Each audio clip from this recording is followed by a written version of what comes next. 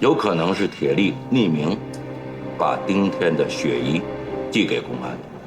马刀是铁荣光最忠心的杀手，而铁力是铁荣光唯一的儿子。那有没有可能，铁力这次回江东，就是来复仇的？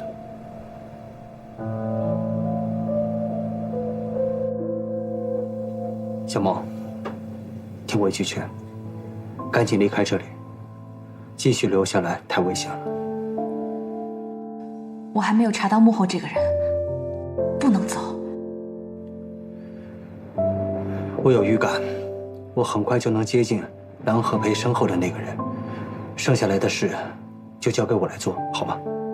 听我的，离开这里，走得远远的。小梦，我不想再失去一个亲人。我会找到证据。好，不跟你瞎聊了啊，就这样。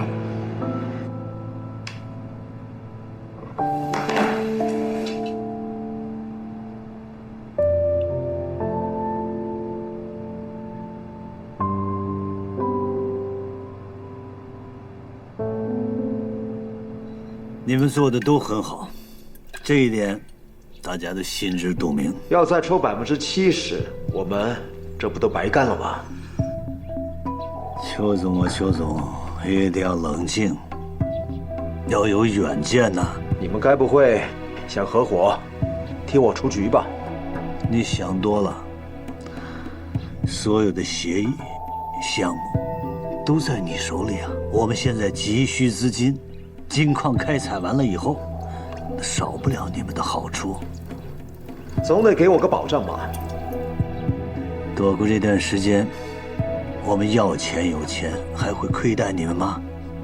你也不希望真的出了事，到时候什么都捞不到吧？而且，这也是老板的意思。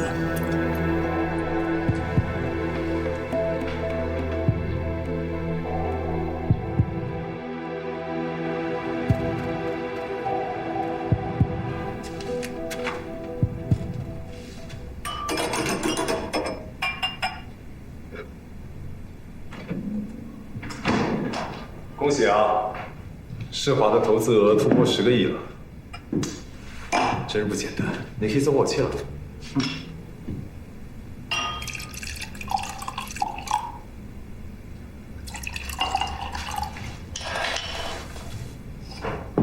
高坚找你了。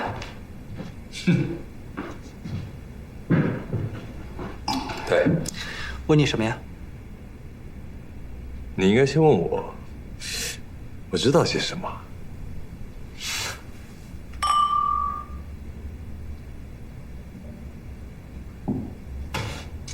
赚钱对很多人来说是一件很困难的事情，但是对你，总是那么易如反掌。凯文，我们都属于那种有眼力、有能力、有胆量的人，可我们之间有一点不同，你知道是什么吗？你比较帅，我不怕输。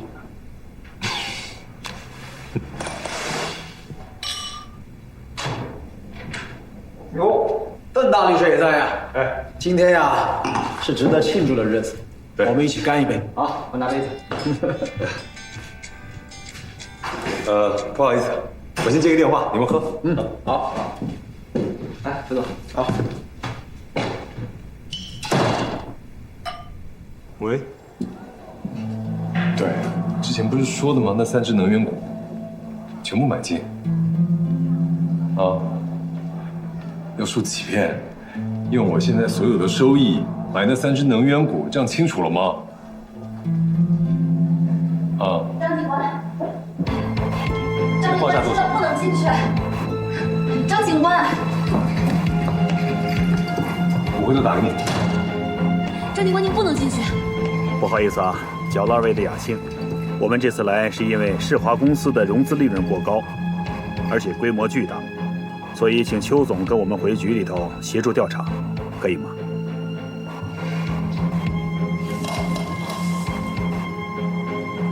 那我得带我律师一起去。可以，请。请。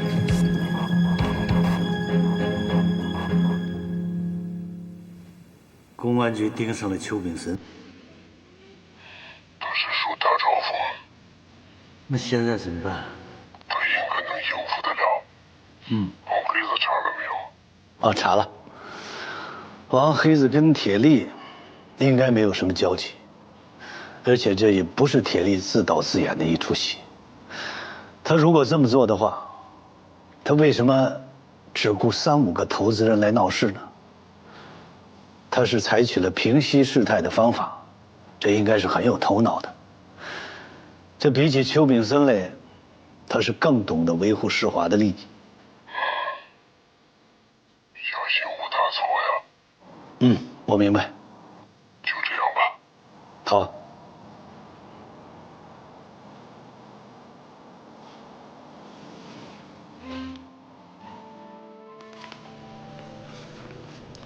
这是你们所有的财务资料。对，如果需要，我可以把财务总监调过来。世华公司的有色金属货源是从哪儿来的？国外。你们的客户都是国内的吗？对。你们吸收了客户的存款，增加了交易量，但是有一个问题，你们的货物买卖的数量好像并没有增加呀。首先，我需要声明的是，我们不是吸收存款。您这一句话，很有可能给我戴上一个非法吸收公众存款的帽子，这帽子太大，并且触犯法律，我可不敢戴。我们的钱是客户委托我们帮他们购买货物的，我们购买货物的数量和工商局有关系，和你们公安局好像没什么关系吧？可是你们自买自卖，在账面上欺骗客户，这个可就归我们管了。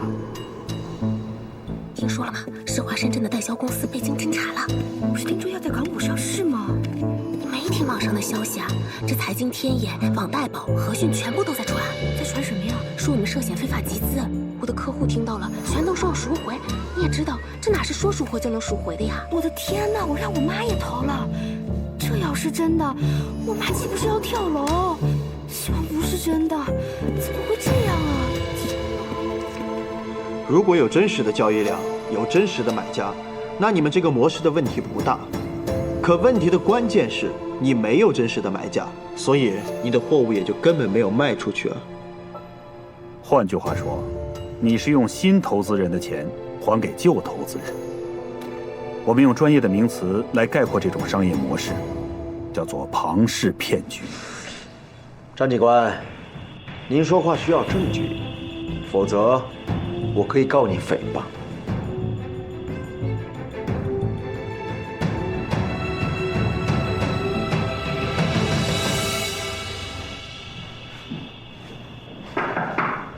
进来。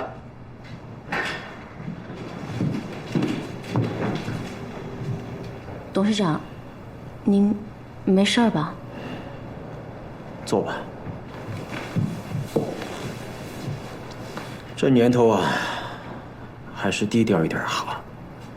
你看，这钱挣多了，也会被叫去问话，你说可不可行？不管怎么说，我们是正规经营的金融公司，应对这种检查还是有底气的。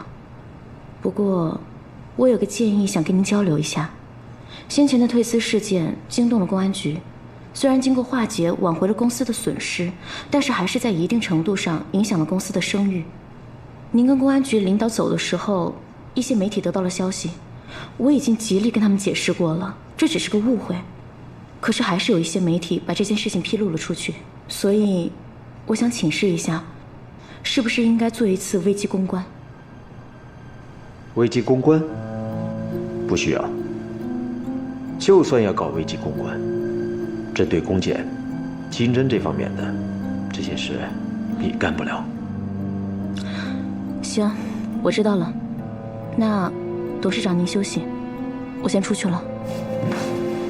米兰达，你是我一手培养起来的，你要相信我，相信这些投资人的贪婪。等风声消停以后，我给你加奖金。谢谢董事长。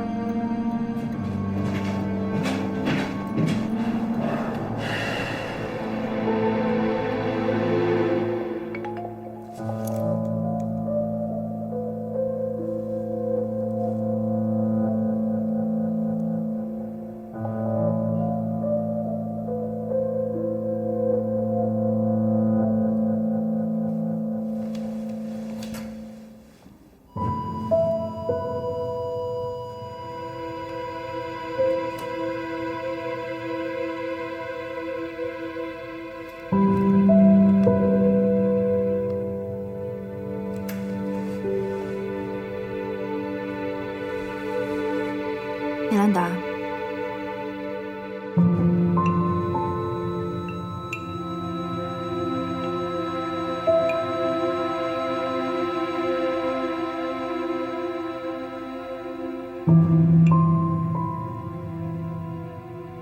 确实不错。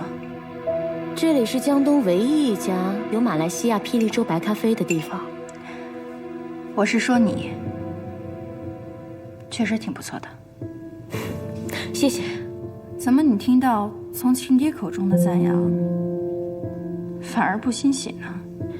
那要看是什么样的情敌了。对，我非常认可你说的这句话。但是今天我不是以铁力女朋友的身份来跟你见面的，是吗？世华集团一夜之间享誉江东，这对于我们新闻从业者来说，无疑是一件让我们最感兴趣，也是最劲爆、最容易上头条的新闻。所以我今天是以一个记者的身份来请求你帮忙的。你男朋友就是世华集团的总经理，你何必舍近求远呢？再说了，哪有情敌跟情敌之间互相帮忙的道理啊？那就要看是什么样的情敌了。我是被需要。那我们就走着瞧。你们用餐愉快。你明明就很爱他。谢谢你帮我演戏。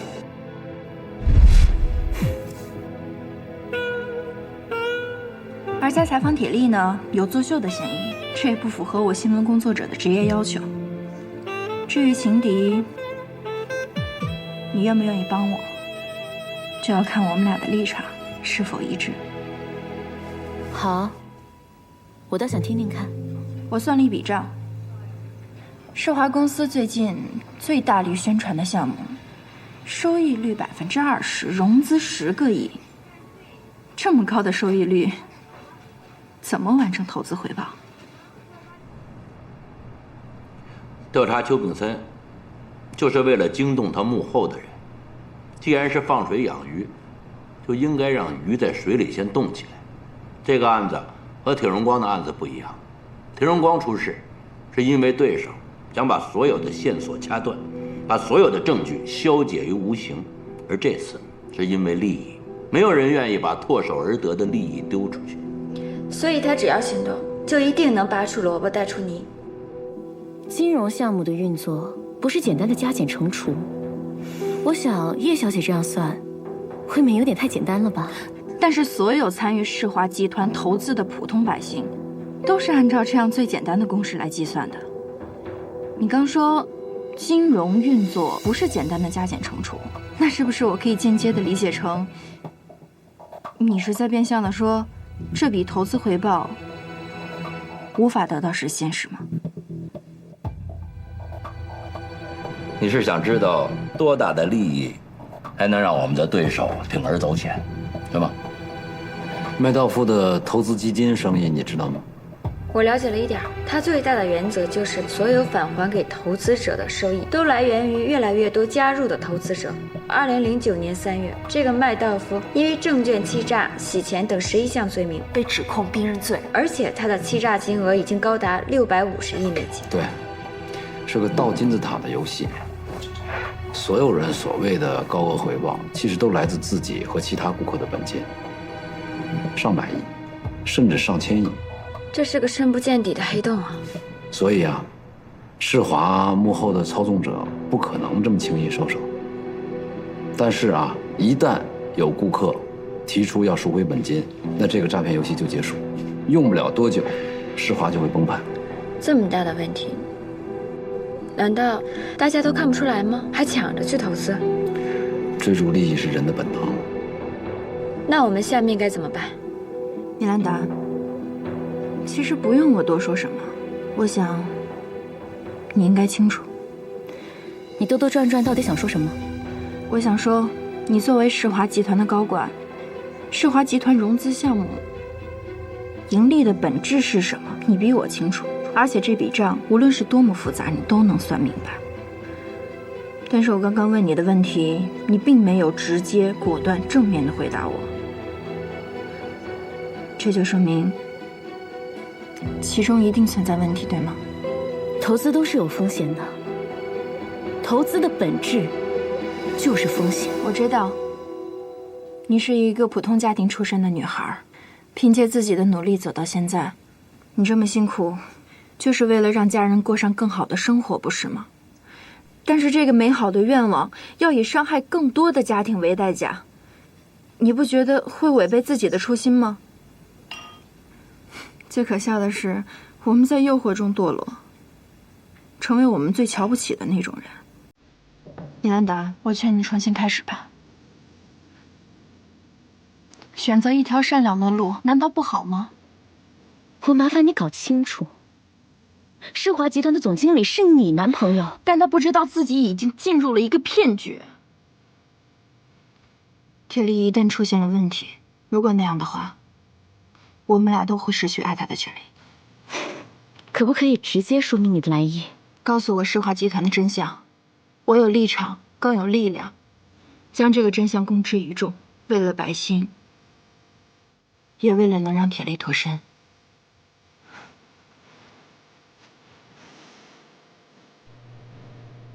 只有拿到世华集团的内部投资方案进行对比，才能掌握到证据，还能冻结世华集团所有的财务往来。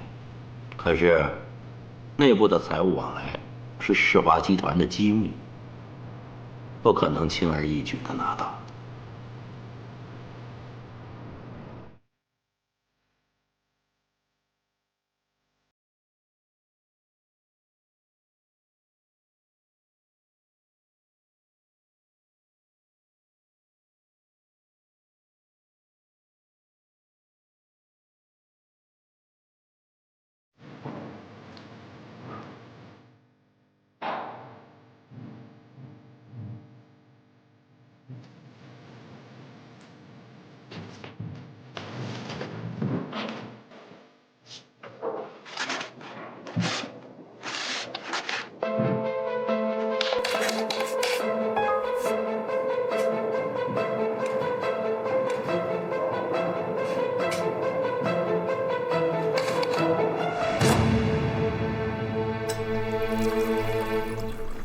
蓝总，我建议把现有的钱先转移出去。你把检察院盯着不放？检察院对我们经营的方式非常了解，只是没有证据。这是麻烦。还有什么其他的方法？渠道是有，一个是通过口岸地区的地下钱庄，把活生生的钱带出境。如果这笔钱数额较大的话，通常会采用投黄金的手段，通过水客分批的把钱拿出去。当然，还有一些比较先进的办法，就是靠假的单证和贸易合同来汇钱。然而，最先进的办法是走真实的信用证下的虚假贸易。这些都有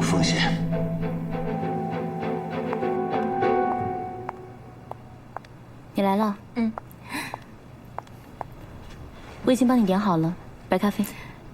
谢谢。我希望一会儿听到的会是好消息。上次我之所以没有回答你，公司是否真的存在问题，是因为我没有看到账目和项目分析报告。你知道这是公司的机密，我很难接触得到。但是我可以告诉你的是，目前公司的回款率非常差，我们承诺给顾客的投资回报并没有体现。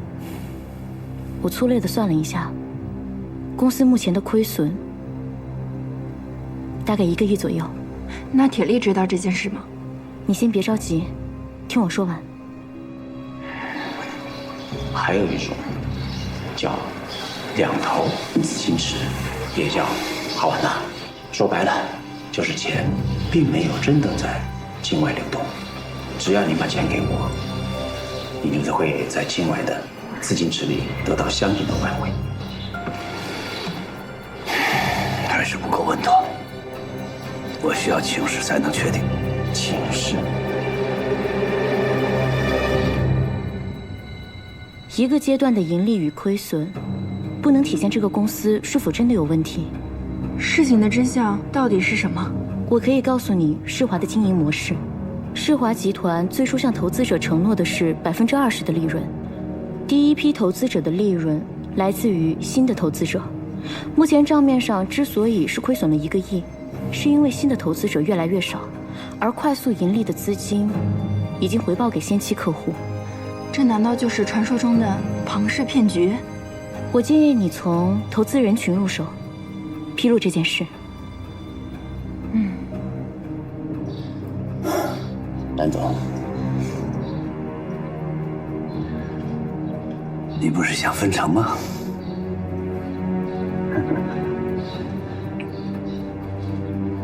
商业运作无非求财，我这一趟不会白白的担惊受怕吧？我们之间有协议，不会亏待你的。好，相信你。这吧，请。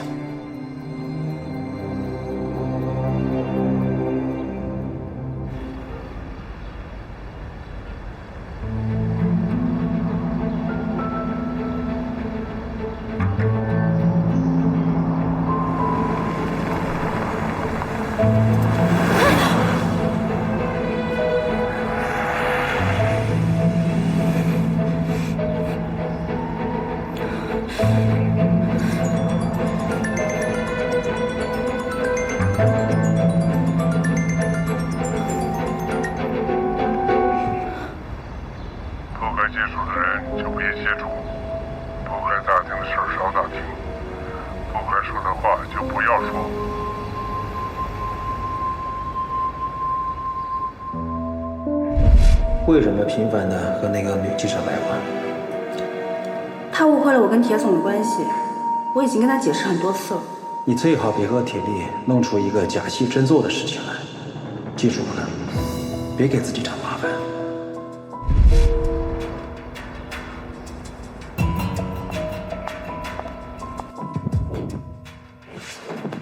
韩总，坐吧，走。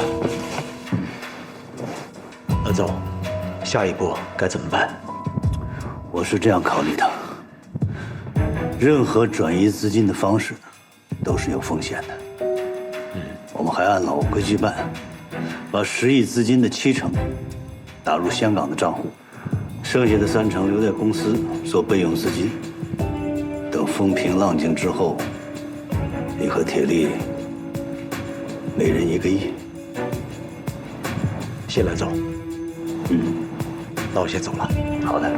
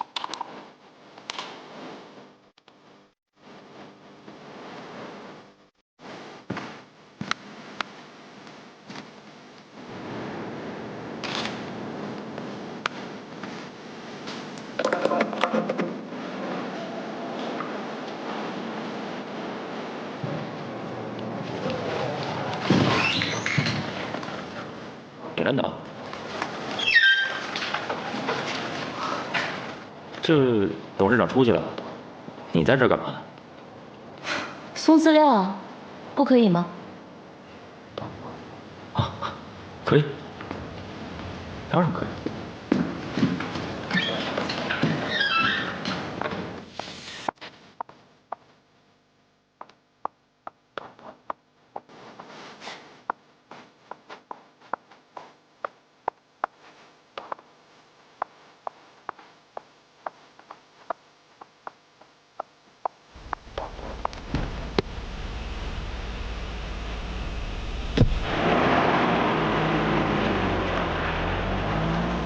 子瑶，我只能帮你到这儿。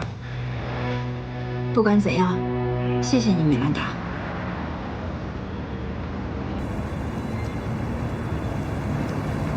出国避避风头吧。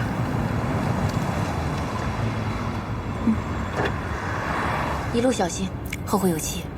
那我先走了，注意安全。再见。落地打个电话。好。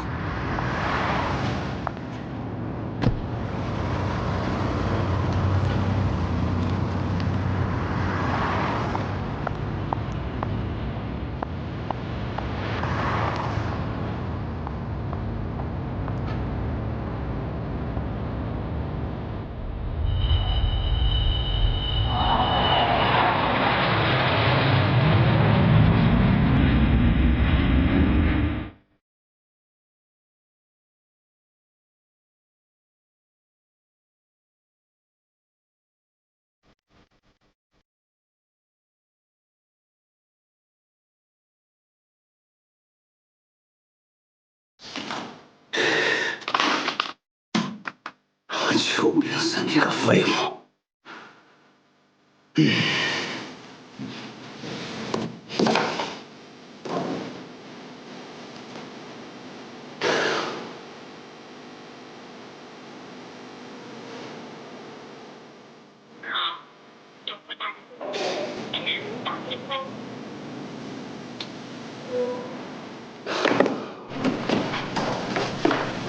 张队，有关世华公司的爆料。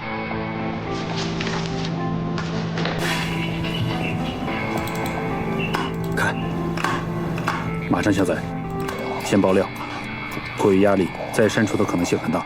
是张队，我那台电脑已经在自动下载了。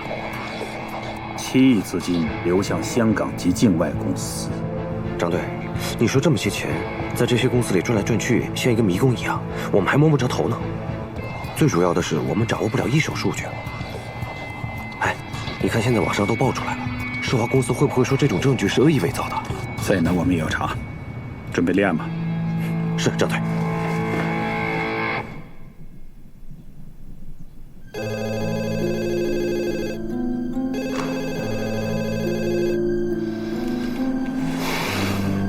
喂，行长，公安局经侦处的人来了。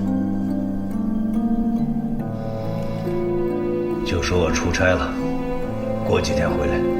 好。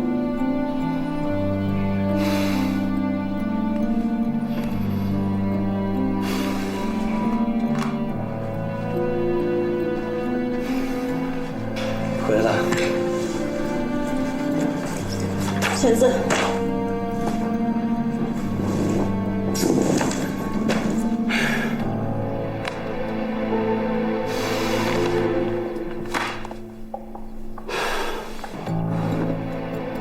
别闹了，好不好，苏敏？我不能离婚，尤其是现在不能离婚。蓝和培，你真拿我当傻子了？你那些运作非法勾当的公司，法定代表人都是我，一旦事发，我逃得了干系吗？我跟你过了半辈子，到今天才知道你有多可怕。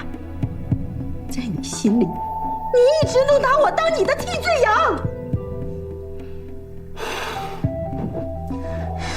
再来，你先坐下，你先坐下，听我跟你解释，你不要生气。我已经跟你讲了，海立发那边责任人已经逃跑了。检察院的人如果问你，你就说我什么都不知道，一点问题都没有的。别解释了，没用。我今天不但要跟你离婚，我要按照协议的要求，把所有和我有关的公司全部进行法人变更。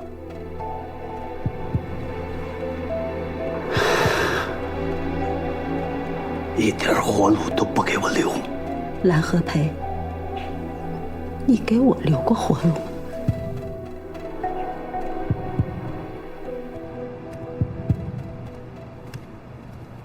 邱总，铁总不在办公室，要不要我帮你打个电话呀？不用不用。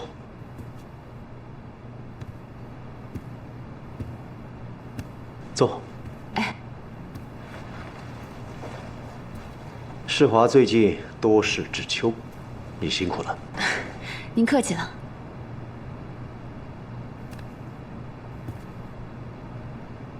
对了，公司对记者报道的事情，不知道蓝行长知不知道此事？蓝行长是您朋友，他知不知道这件事儿，您更清楚吧？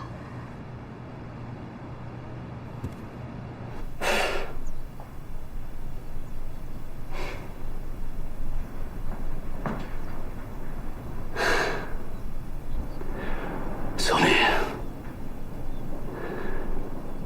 我们夫妻一场，就算我最后一次，求求你，让我度过这次难关，以后的一切我都听你的，好不好？蓝和培，你觉得这次难关你能过去吗？宋敏，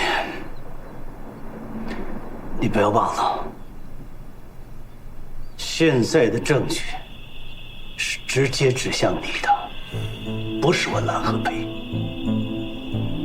好啊，你终于露出嘴脸了。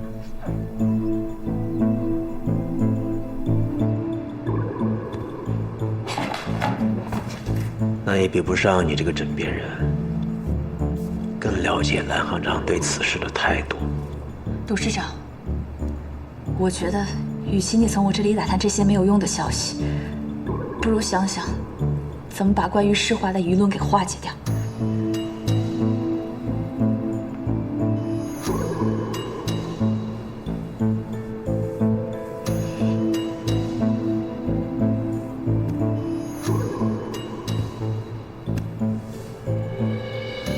孟可琪，别以为蓝行长睡了你，你就可以一步登天了啊！有这么容易吗？你以为你是谁呀？在我眼皮底下和小铁总眉来眼去，当我不知道是吧？哦，对了，你曾经是铁荣光的秘书，老少通吃，厉害呀！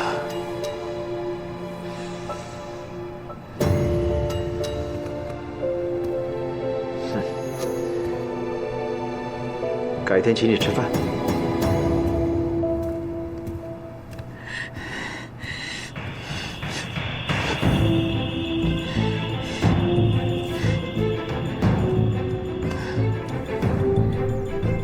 好，我现在就去公安局，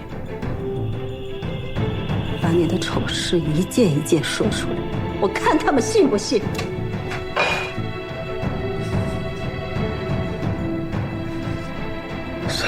求你了！完了，蓝和培，我苏敏不能用自己的命给你铺路。站住！我去。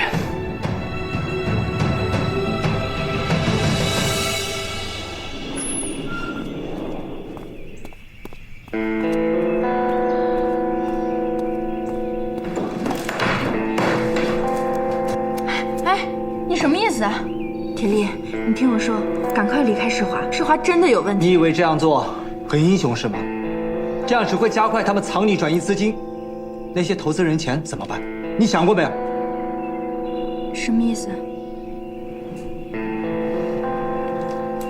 别再做傻事了，这件事情很危险。这段时间深居简出，注意安全。还有，别再来找我。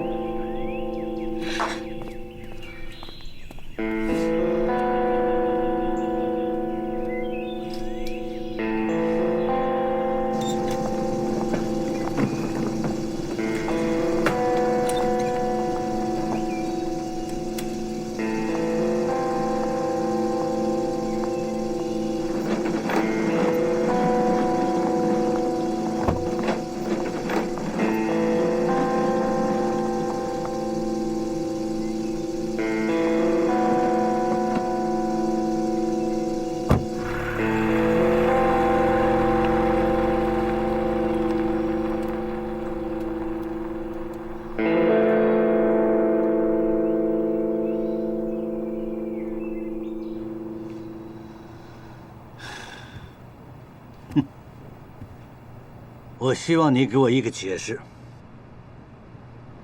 保安经理说米兰达去过我的办公室，他现在人呢？跑了。跑了？哼，你可真会用人呐，蓝总。是我办事不力，我早就警告过米兰达，让他和那个记者少来往，结果还是防不胜防。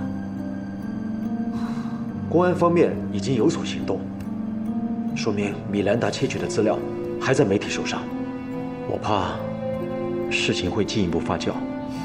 蓝总，我有一点担心，不知道该不该讲。说，我身边的人出了问题，您身边的人是不是也要多加防范？我身边的人，孟可卿、铁力。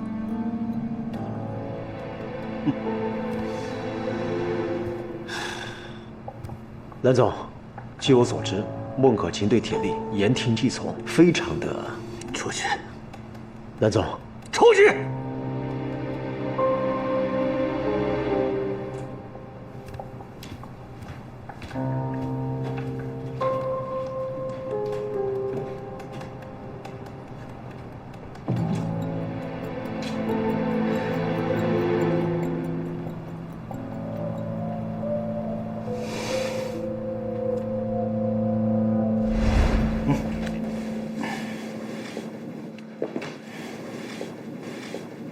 好了，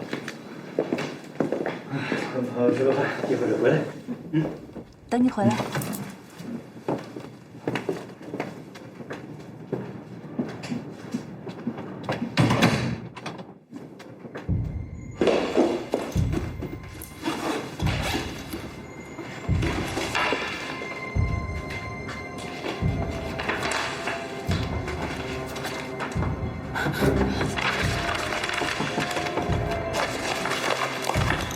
来了。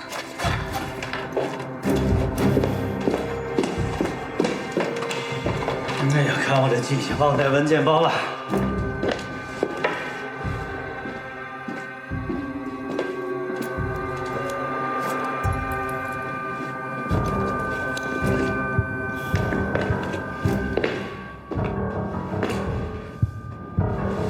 等着我回来。早点回来。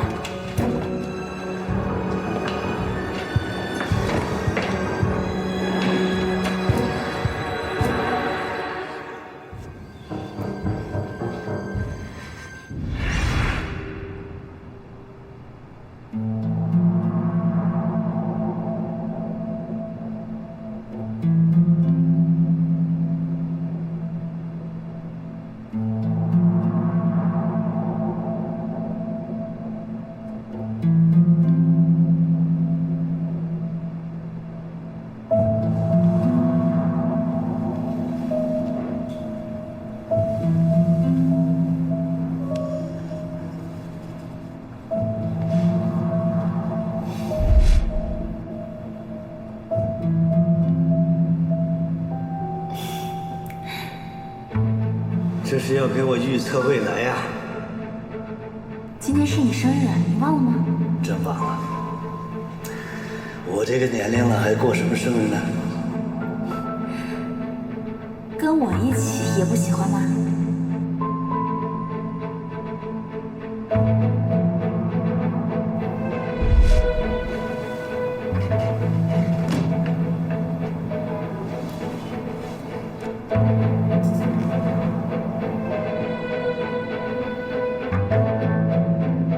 你为什么就不听我的？怎么就还不走？我还没查清楚真相，不能走。查什么真相？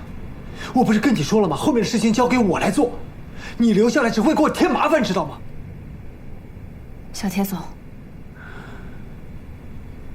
我是一个孤儿，是董事长供我上学，让我在江东集团任职。即使我做错了事，他也从来都不批评我。从来都没有人对我这么好，他的事，我自然责无旁贷。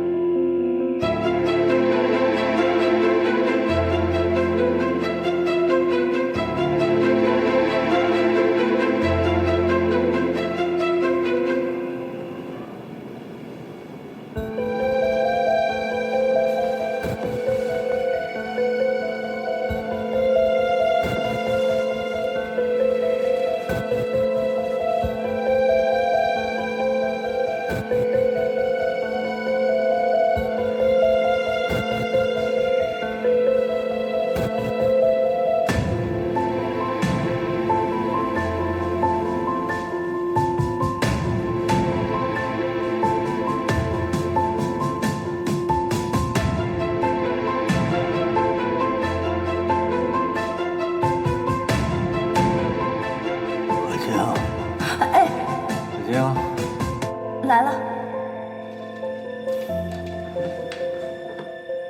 我刚去上了趟洗手间。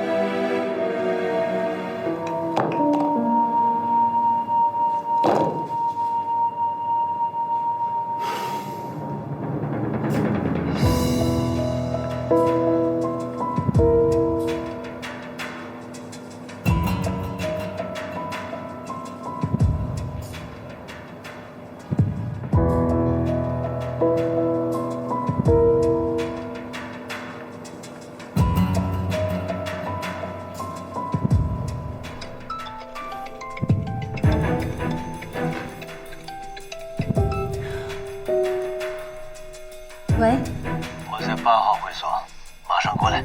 我马上到。梁和培，今天不许去。小铁总，我不想前功尽弃，无论我要付出多大代价，我都不后悔。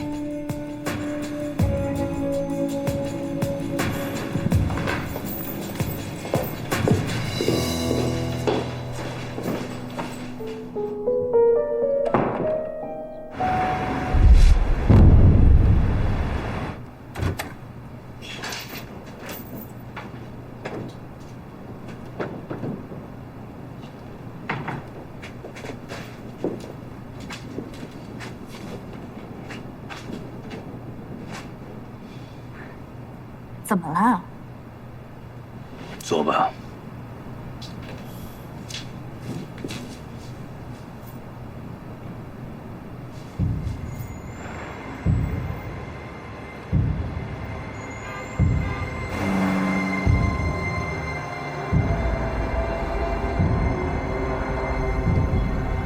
我在8号会所，马上过来。还记得这个房间吗？我第一次跟你约会，就是8号会所这个房间，这你都忘了吗？我怎么可能忘了呢？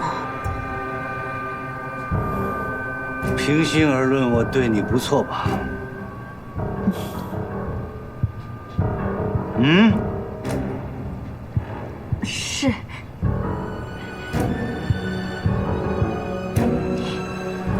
蓝总，你想要的我都给你了。啊！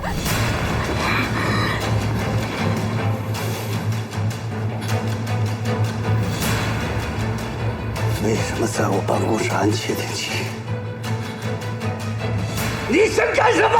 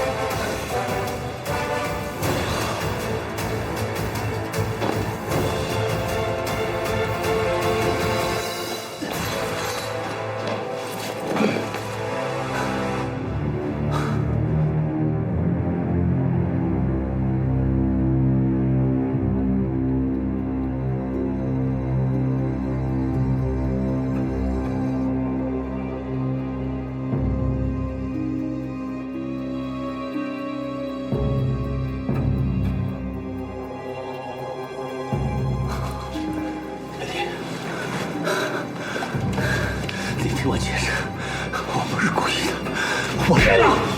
我不是故意的，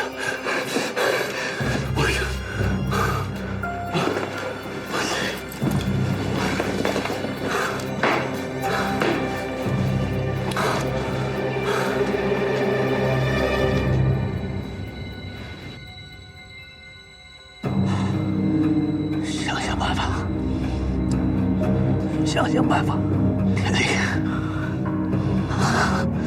帮我想想，怎么办呢？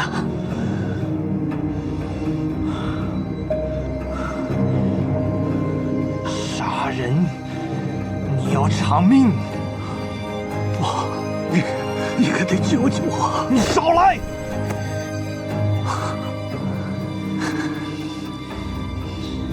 你给老板打电话，让他想办法。对，给老板打电话。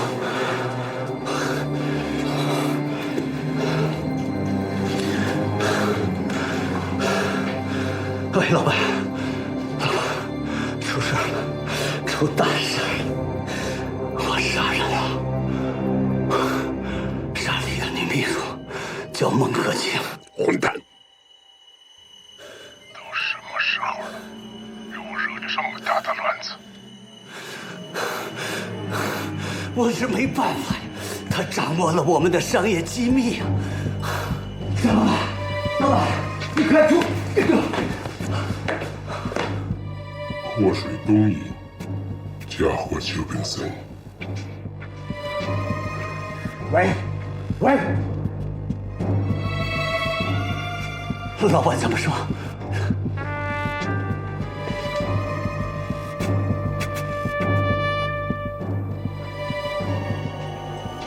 祸水东引，嫁祸邱炳森。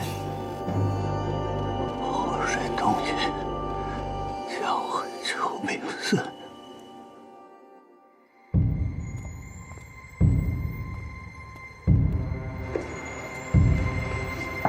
你好，有人在吗？送快递的，我进来了啊。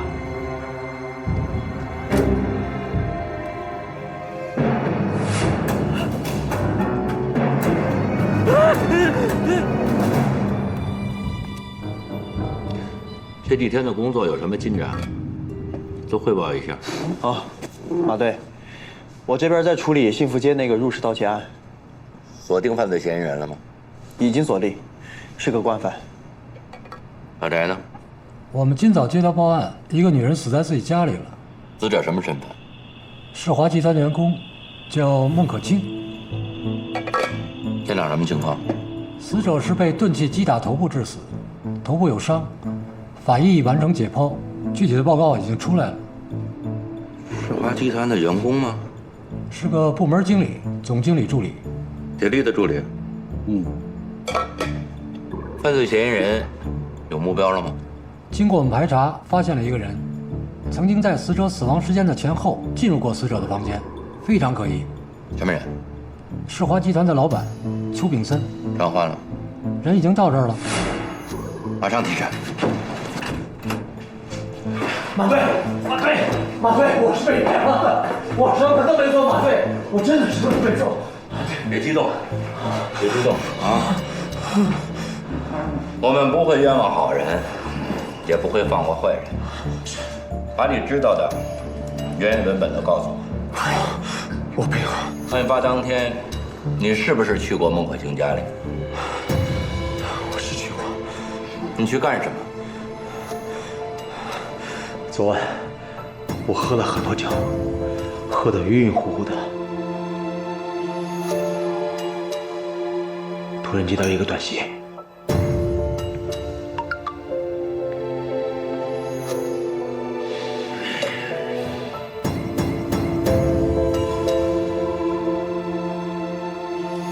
好了，明天再喝。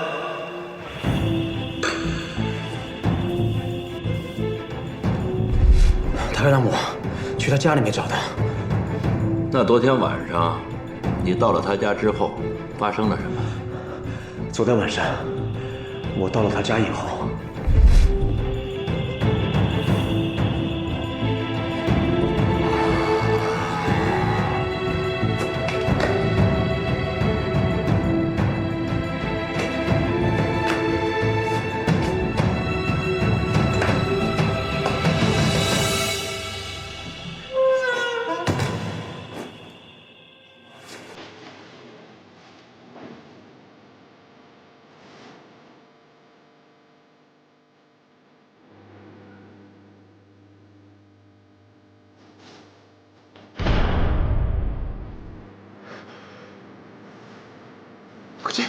可清，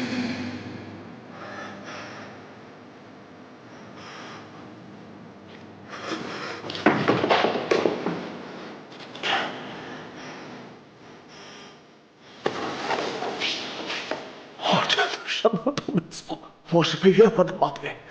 昨晚我喝了很多酒，我什么都不记得了。当时……行了，我问什么你答什么啊！法医对孟可清的尸体进行了详细的检测，在他的床上、身上、皮肤上和他家里的物件上，都提取到了和你相关的证据。经过证据甄别，可以确定，这些证据都是你留下来的。你怎么解释？我觉得他非常不错，的确，一直想跟他。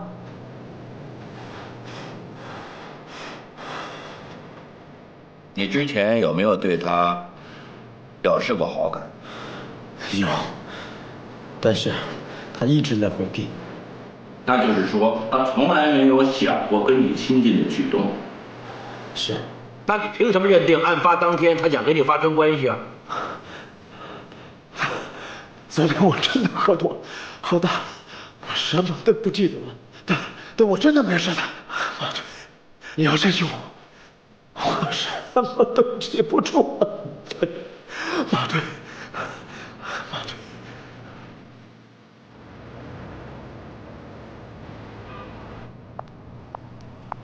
哎，你回来的正好。世华集团最近有个案子成了热门新闻了，我说正想跟你确认一下呢。什么新闻啊？说世华有个女的被杀了，你不知道这事儿吗？叫什么名字？孟可卿。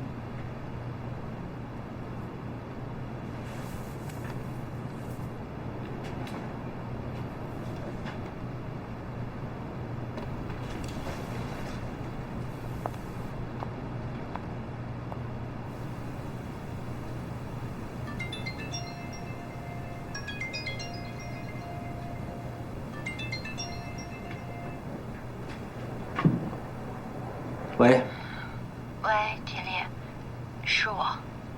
什么事儿？我听说孟可卿出事儿了。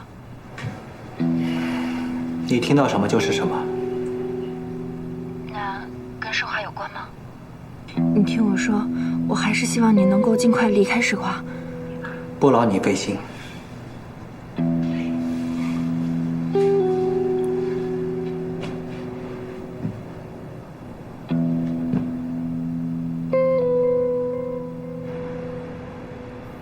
这个案子的疑点的确很多。第一，杀人动机。侦查员在走访的时候发现，在事发之前，邱炳森曾经试图骚扰孟可卿，但是被拒绝了。这件事情，同事也有很多都看到了。侦查员认为这是他的原始杀人动机，但我觉得不成立。邱炳森只是求色，当他已经接到邀约，并且进入房间，这个时候他为什么还要杀人？当时有可能是孟可卿只想跟邱炳森谈谈，邱炳森误以为要跟他发生关系，这也能说得通啊。根据死者死亡的时间来判断，我个人倾向，当邱炳森进入房间的时候，孟可卿他已经死了。可是法医现在不能给出一个准确的死亡时间啊。咱们想想啊，如果孟可卿案发之前是活着的话，那邱炳森就是强奸未遂；如果当时孟可卿已经死了，邱炳森就是侮辱尸体既遂。可是现在问题在于，邱炳森认为孟可卿是自愿的，强奸定不了。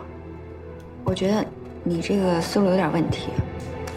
我说的没有问题啊，要不然我再跟你说一遍。其实我觉得是。高顺，我们都说了这么多了，你觉得呢？我觉得挺好的，你们都很棒。但是我相对倾向小柔的思路。我觉得比较清晰，小波也很好。这样吧，中午了，大家先吃饭，然后下午接着讨论。我是希望你们三个能够尽快的把意见统一起来，好吗？好，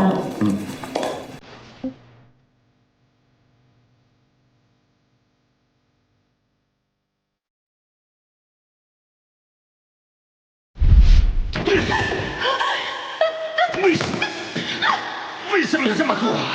为什么？你为什么要这么做？为什么？为什么？为什么？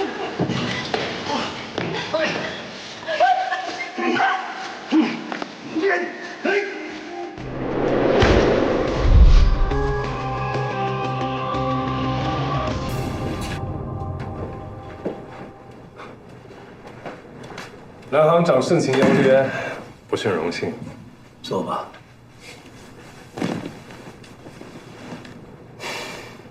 邱炳森杀害孟可卿，这个案子，他给了你多少钱？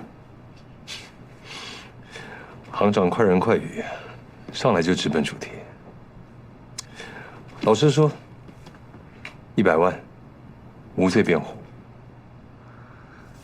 我给你300万，做有罪辩护，我不想看着他活着出来。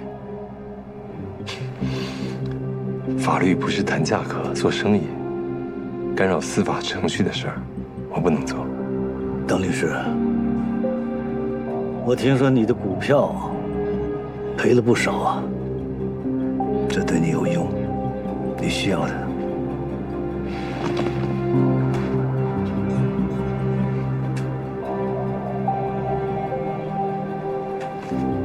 邱炳森是世华集团董事长，即便有罪辩护成功，他如果不服，还是可以上诉。这事儿不是我能够左右的。邓律师，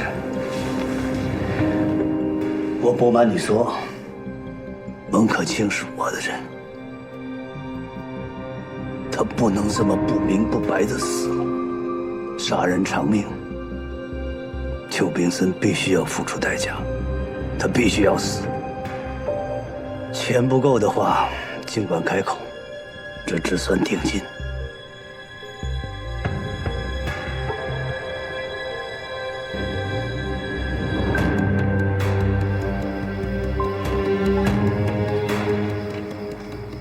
我听说你的股票赔了不少啊，你需要的。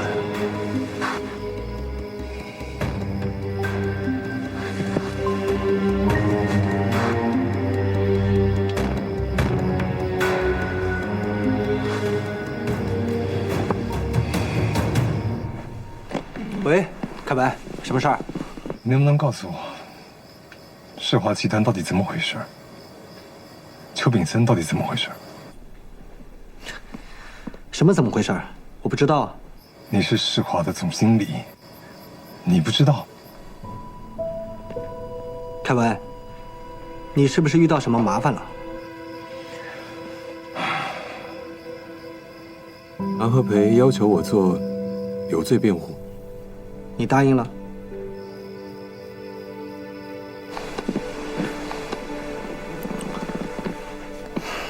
凯文，听我一句劝，千万不要干涉世华集团的任何事情。那你呢？你明知道世华被追查，就会暴露出一些违规的问题，你为什么还要深陷其中？我会有办法及时抽身的。你行吗？铁力，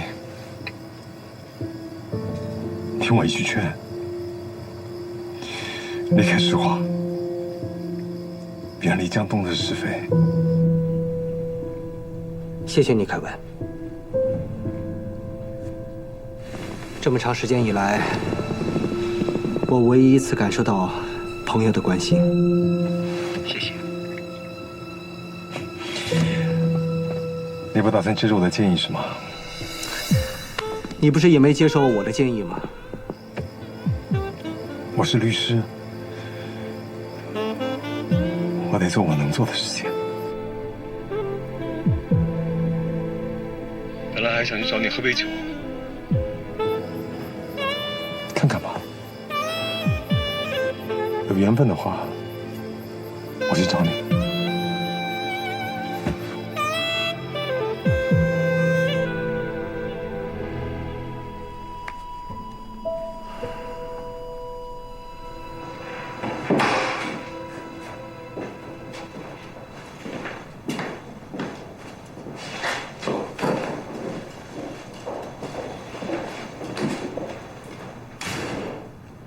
公司让我代理您的案子，对此，你有没有意见？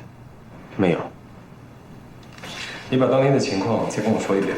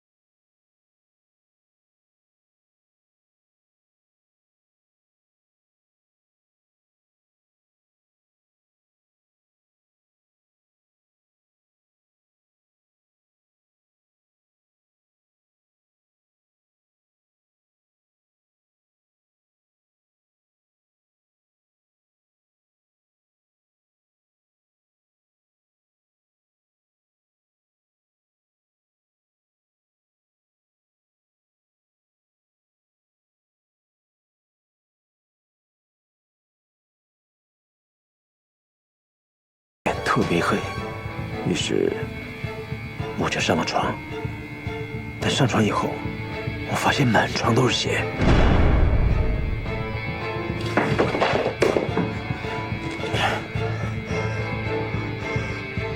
当时我很害怕，就从他家逃走了。当时满。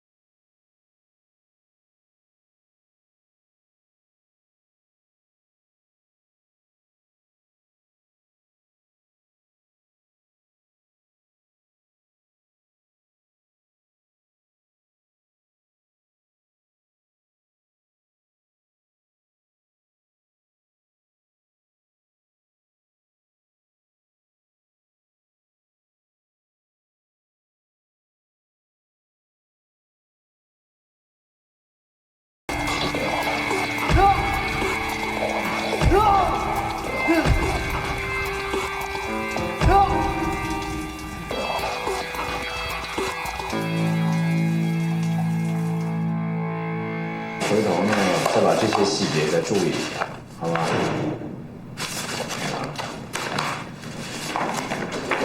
高处，案子刚才来人了，说阅卷的律师落下了一份笔录，正好是咱们出的案子。谁这么不小心啊？不知道，因为不是本人的案子，我不能看。哦。高处，我先回去工作了。好。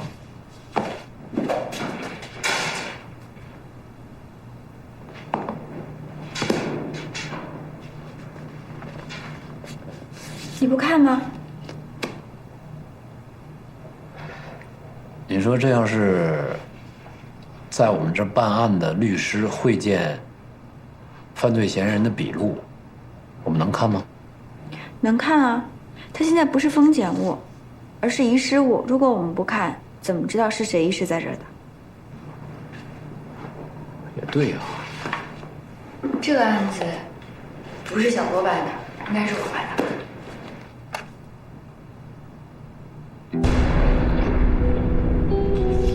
这是邓凯文会见邱炳森的笔录。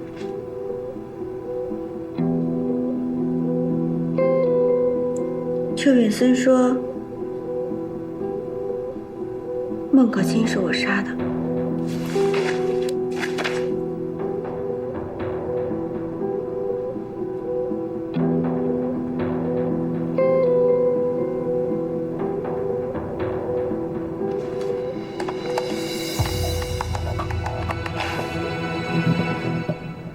邓凯文那份笔录不能当证据吗？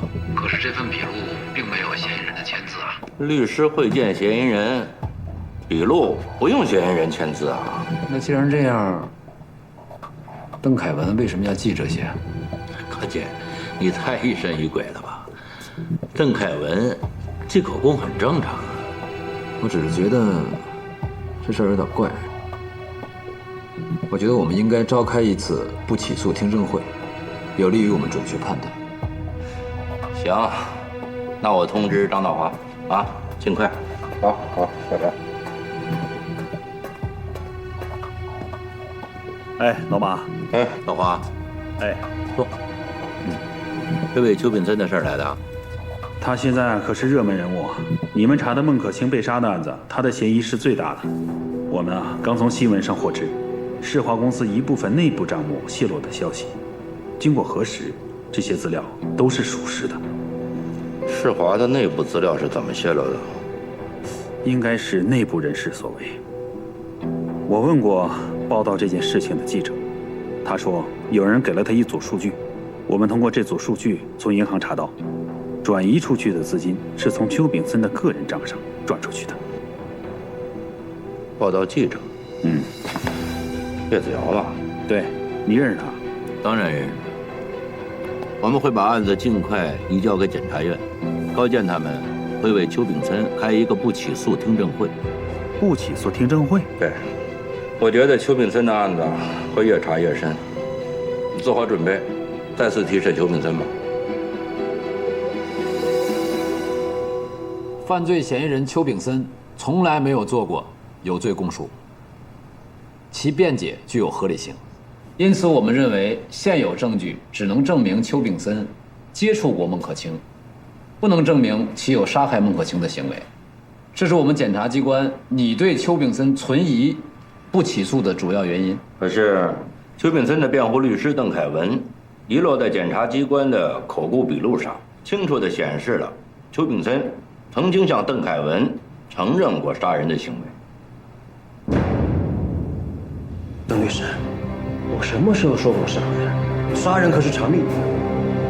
我有病啊！我疯了！邓律师，你就是这样为我辩护的吗？你什么意思？谈话笔录遗失是我的过失，事已至此，我也没有必要说谎。谈话笔录是我记录的，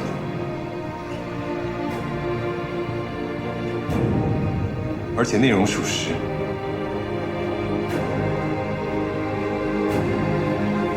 辩护律师在与当事人谈话过程中，如果当事人自己有犯罪行为，辩护人原则上应当替当事人保守秘密。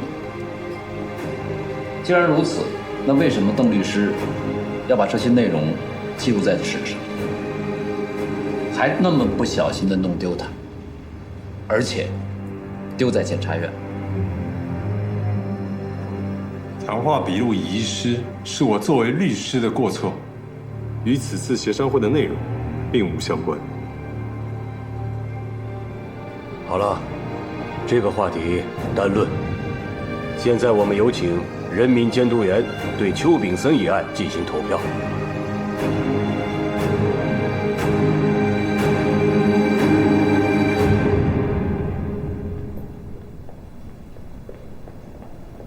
有心事啊？每一次辩护，也担心自己是不是替杀人犯做了辩护，把一个案犯放虎归山。邱炳森真的说过是他杀了孟可卿？你不相信？我只是觉得高健的话有道理。有没有道理无所谓，邱炳森有没有杀人，我也没有兴趣，跟我没有关系。高健的证据不足，所以邱炳森暂时不能被起诉，这就是法。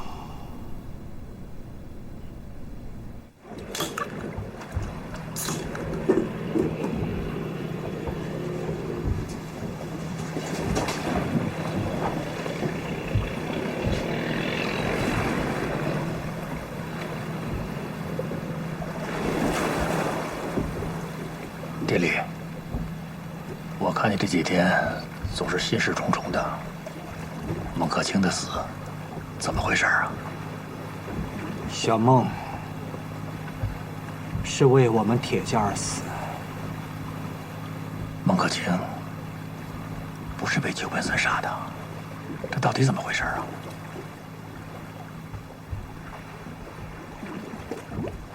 那天我去他家找他，想劝他罢手，可是他不听。这个时候，蓝和培给他打了电话，他执意要去。我后来感觉不放心，便跟了过去。那真相呢？我们活在真实世界里，不是柯南那个只有一个真相的世界。我们不是神，我们只是律师。你知道吗？一个案件发生的时候，只有3个真相：犯罪嫌疑人的真相、检察官的真相、法官的真相。这里头没有律师的真相，我们没有必要知道，也没有这个义务。我们律师不需要知道真相，也不用相信真相。那我们应该相信什么呢？这是个问题，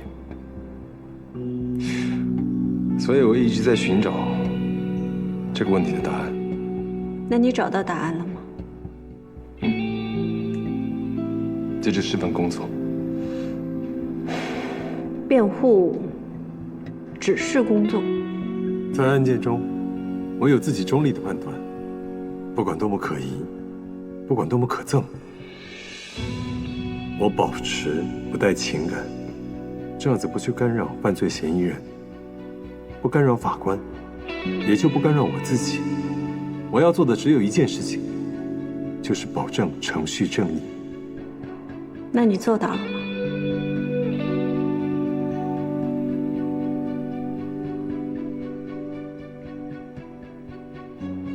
我觉得是时候，你该好好想一想，对于律师来说，什么才是最重要的？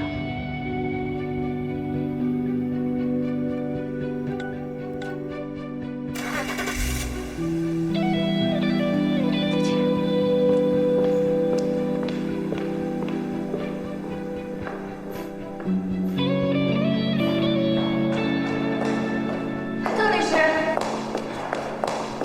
我们高处说，请您过去聊一下。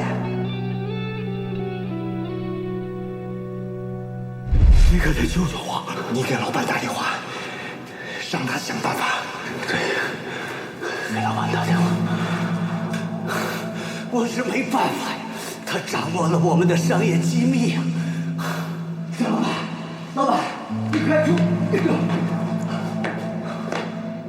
祸水东移，嫁祸邱炳森。喂，喂。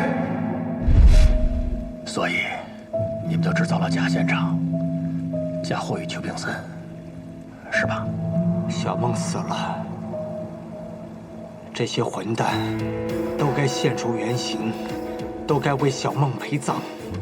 铁力，你也不要过于自责。小梦不会白死。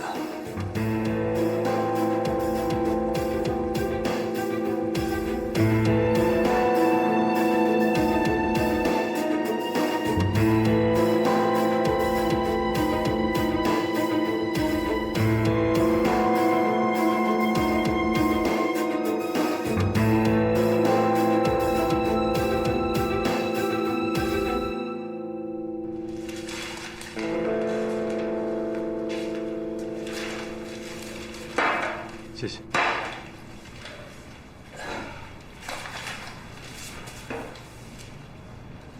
台湾，邱炳森刚刚又因为世华非法集资的事儿被抓。你是检察官，不足以说服你的证据，大概也就不是你想要的真相。我做出的判断是基于我对证据做出的判断。今天这场合就我们2个人，但是谈的却是公事儿。这么多年，你跟检察院来来往往，有不少案子，不管是出于公心还是出于私心，我都希望你能够说清楚，原原本本的说清楚这件事情的缘由。我说的就是事情原来的样子。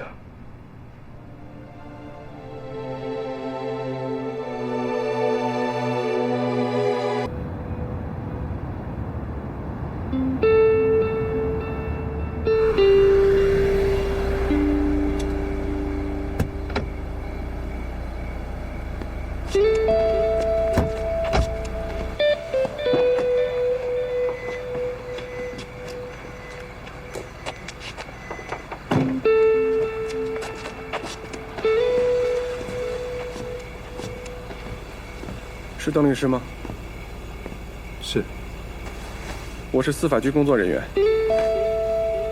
就您涉嫌邱炳森遗失笔录案件一事，请明天早晨9点钟到司法局接受问询。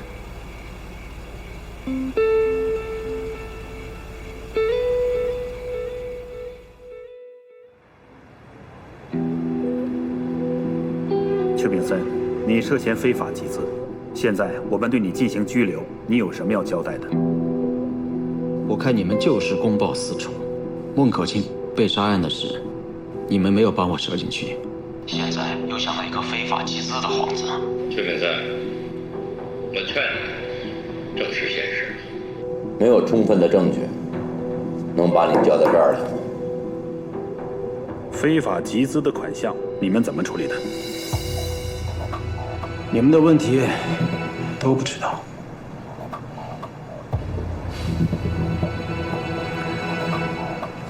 到这儿吧。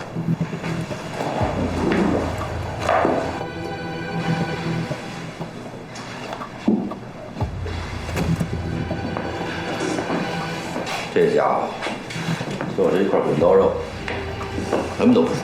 世华集资款项非常大，邱炳森现在能这么镇定，说明他很有把握，咱们抓不到他的把柄。款项很有可能已经转移了。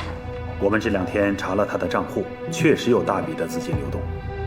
不过，据我们的经验，要想把资金转移出去，有3种形式：一是账户转移；2呢，就是通过走私的渠道，把资金转换成黄金偷运出去；再有就是大额取现的方式，把资金沉淀下来，等到合适的机会再弄出去。不管是哪种，都很难查。这3种形式都要落实，不排除邱炳森有狡兔3窟的可能。下面插播一条新闻：我市知名投资企业世华集团董事长邱炳森因涉嫌非法集资，于近日被我市公安局经侦处工作人员依法拘留协助调查。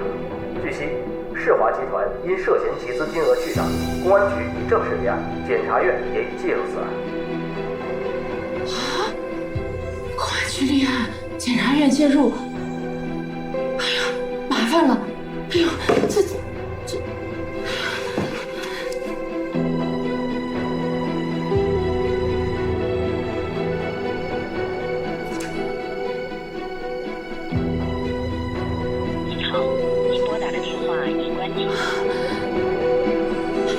完了，这可怎么办？完了！现在的局势紧迫，我们必须要争取一些时间，把世华的资金转移。好，你记得高健有个前妻叫左琴吧？左琴有个外国男朋友叫卡洛斯，他和高健有过节，想办法在他身上做点文章。好。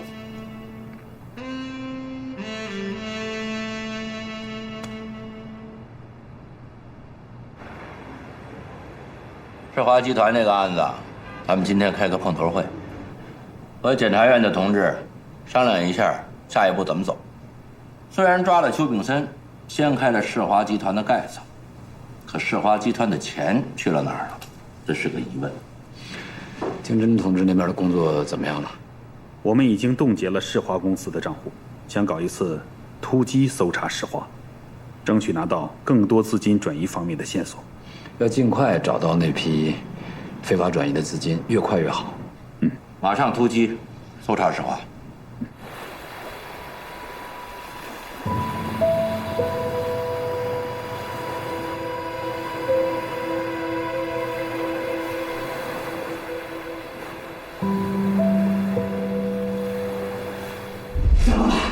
老板，你快出！我是容易交过邱炳森。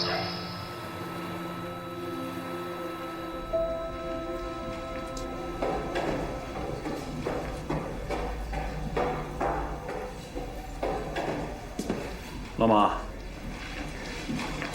我世华回来了，顺利吗？挺顺利的，他们都挺配合的。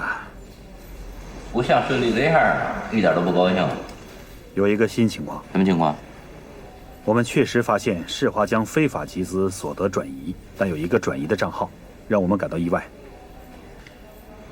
什么意思？最少的一笔10万美金的钱款转给了一个叫左琴的人。左琴？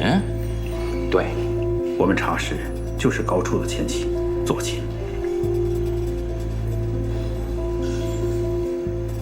高姐，这事儿我也刚刚才知道。左琴的账号被人转入了大量的资金，然后以大额曲线的形式转移出去了。左琴的账户涉嫌洗钱，我已经通知他回国了，明天就到。老马，左琴他那个感情比较脆弱，我能不能先跟他聊聊，摸一下情况，可以吗？没问题。好。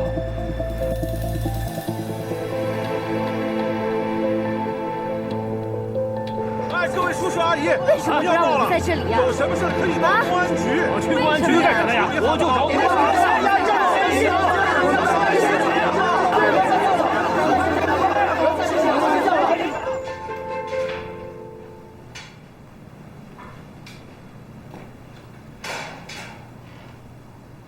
左琴姐的事儿我听说了，他明天一早到，先和我们谈一下。我在场，方便吗？我们旁听，方检察长亲自问。嗯。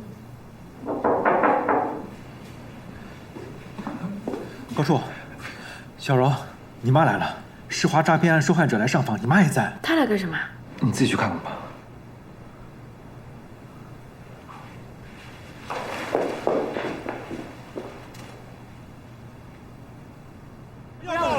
有什么事可以到公安局？我去公安局干什么呀？我就找你。先别着急，先别着急，先别着急。我们现在对世华正在调查，就是为了要及时挽回你们的损失。我们的愿望跟你们是一样的，是为了要维护你们的合法权益。但如果今天这么闹下去的话，真的停止了调查，那我们就上了不法分子的当。他们有时间携款潜逃，一定要这么做吗？你们这是在帮不法分子。你们难道不愿意协助我们检察院工作吗？我们当然愿意配合检察院的工作。对呀，对呀，有道理。我们当然是谢谢检察院。叔阿姨，你们既然相信检察院，听我说，赶紧去公安局报案。走，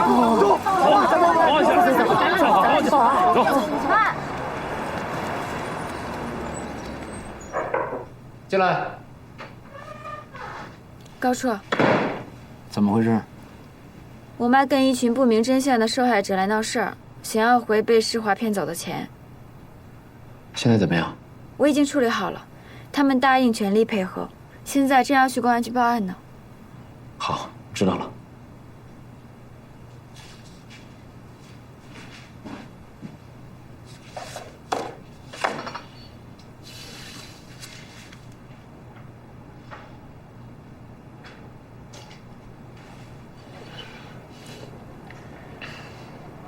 喂，铁力。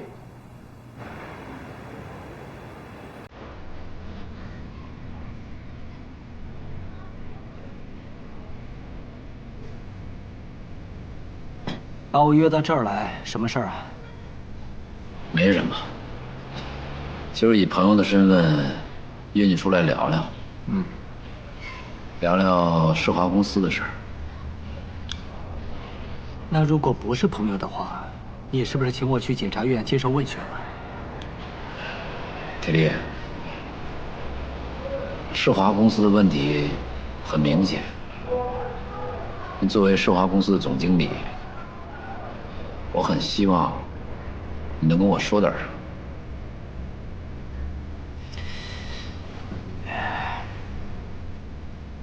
我学过法律，明白对和错，会对自己的行为负责。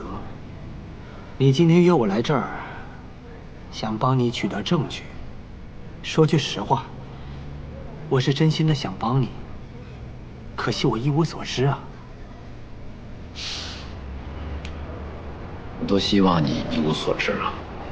如果真是那样，你就可以不用承担相关的法律责任了。谢谢，谢谢你对我的关心。可是我感觉，我们今天的见面，并不像是朋友之间的见面。于你而言，无论是华是好是坏，你都已经把我们的关系定义为猫鼠关系。铁力，你能别装了吗？我担心你知道吗？行了，要是今天聊这个的话，那咱们改天。或者你可以把我请到你的办公室，我愿意接受问询。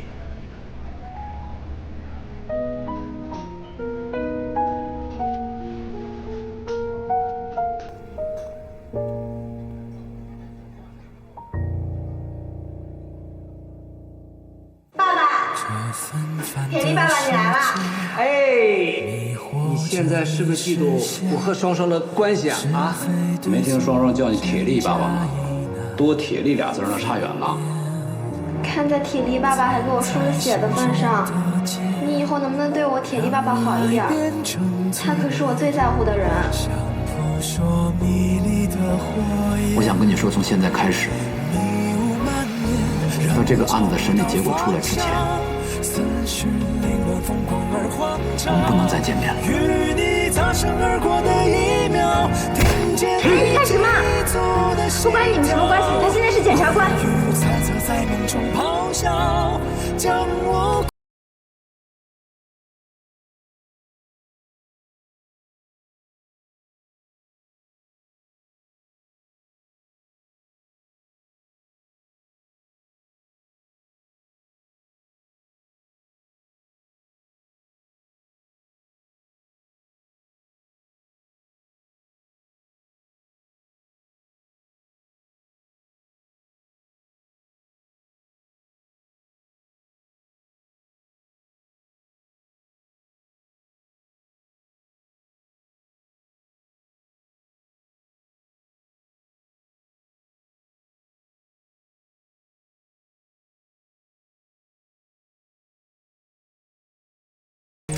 你和铁力见面了？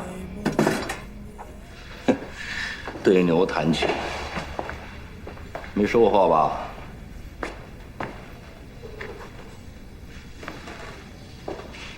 我是担心他再做出违法的事儿。我派小韩盯着铁力，是想通过他找到马刀的行踪。这铁力反侦查能力还挺强，把小韩甩了好几次。关键，铁力这次回来啊，是要一路走到黑了。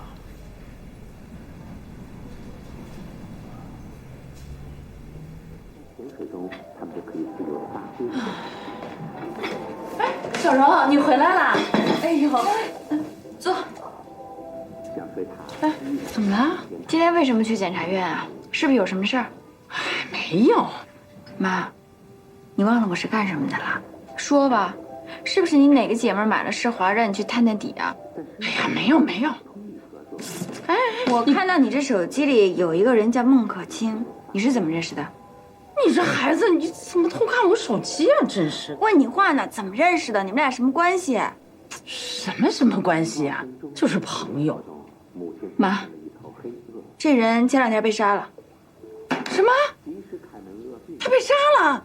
他可是世华的人啊！你怎么知道他是世华的人？你到底怎么认识的？哎呀，前段时间他们老在小区搞推销，我就，所以你就买了。是，我买了一些。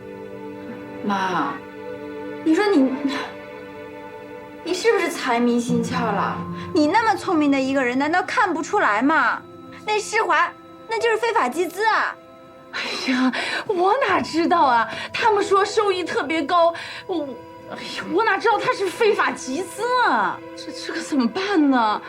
哎呀，小柔，你可得帮帮妈妈，我这攒了大半辈子的钱，我全买了，你得帮我。我怎么帮你？我帮不了。你这孩子，你连妈妈都不帮啊？你，哎，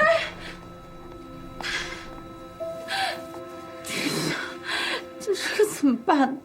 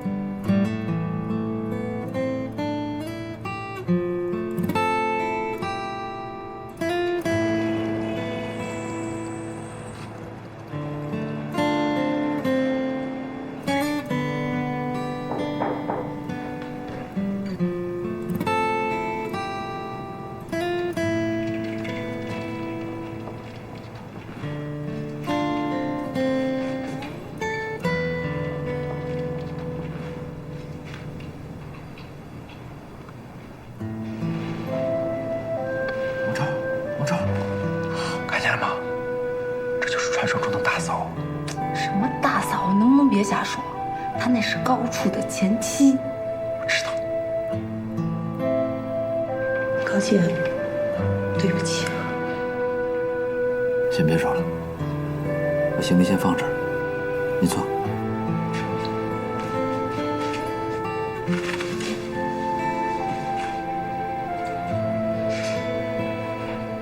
妙柔呢？让她过来一趟。高处，小柔出去有点事儿。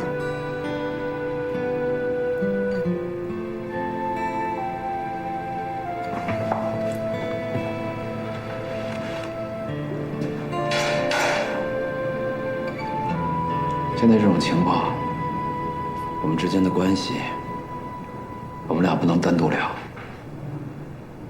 跟我去一趟方姐办公室吧。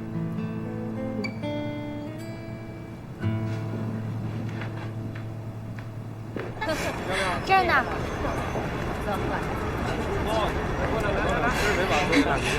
回家吃饭去。我妈妈说她今天回来，她说她来接我的。她为什么没过来？她忙。她在哪儿？跟你爸爸在一起。她为什么跟我爸爸在一起？难道她有案子？没有。爽爽，咱们先回家吃个饭，然后写作业。大人的事儿，咱们就不管了，行吗？走。我知道我妈有案子，你能带我去见见她吗，小柔阿姨？我想她了。莎莎，我求求你了，你带我去见她吧，我真的想她。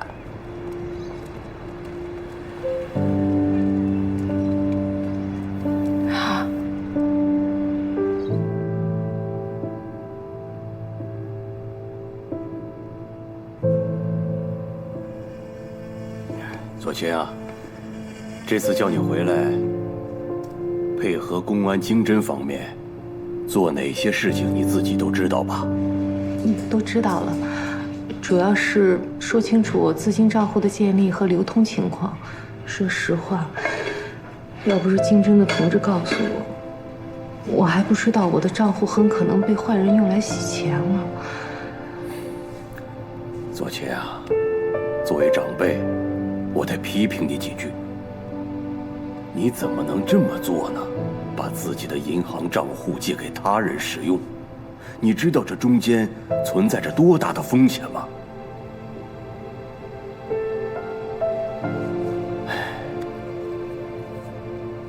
高健是这个案件的承办检察官，鉴于你们俩之间的关系，他明确提出了回避，我没同意，因为我相信他能把这件事情办好。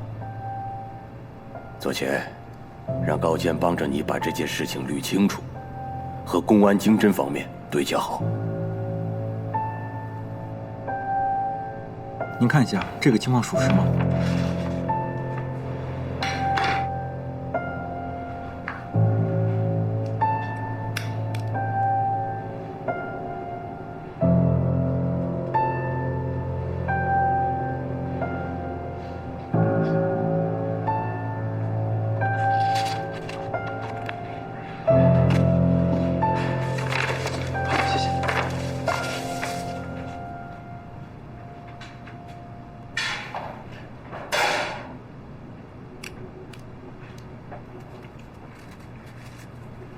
高姐，真的挺对不起的。我不知道事情会发展成这样。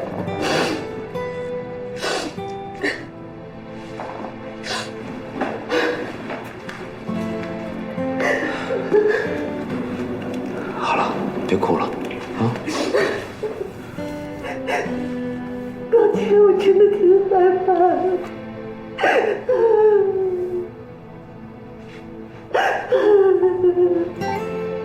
一会儿到经侦那边，把问题说清楚了，看他们怎么解决吧。我不会关进去出来了吧？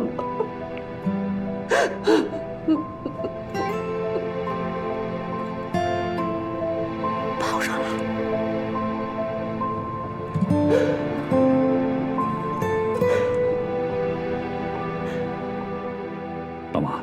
要不要我催一下？不用了，再等会儿吧。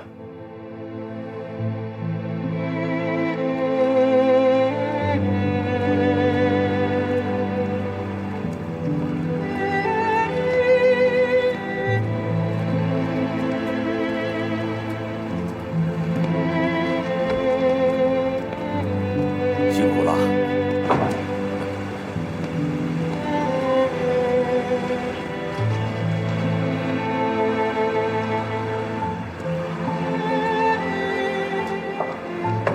妈妈，妈妈，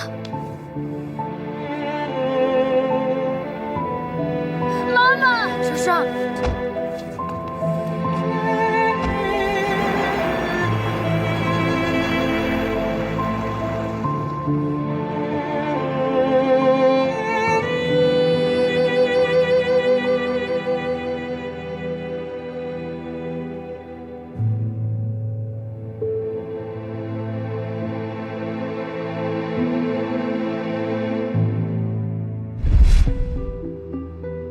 按你说的，你是收到了卡洛斯的蛊惑，是他策划了一切。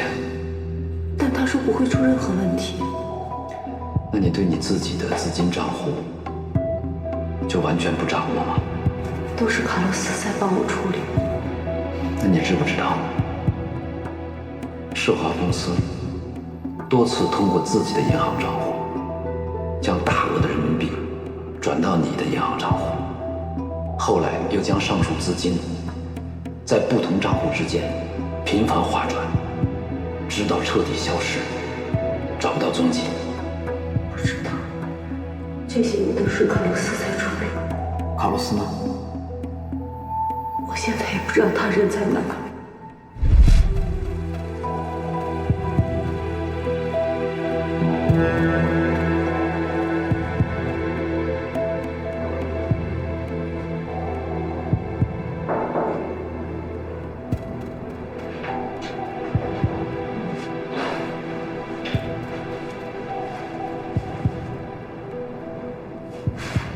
高叔，做亲戚的事情还没有定论吧？应该很快就有结果了。对不起啊，那天是我没看住小双。你不用说对不起。我在想，你母亲成为世华案的受害者，这还算偶然，但左秦分明就是有人在设计，甚至邓凯文做伪证，都是有人在幕后操控。这个幕后操控的人，对我们还很熟悉。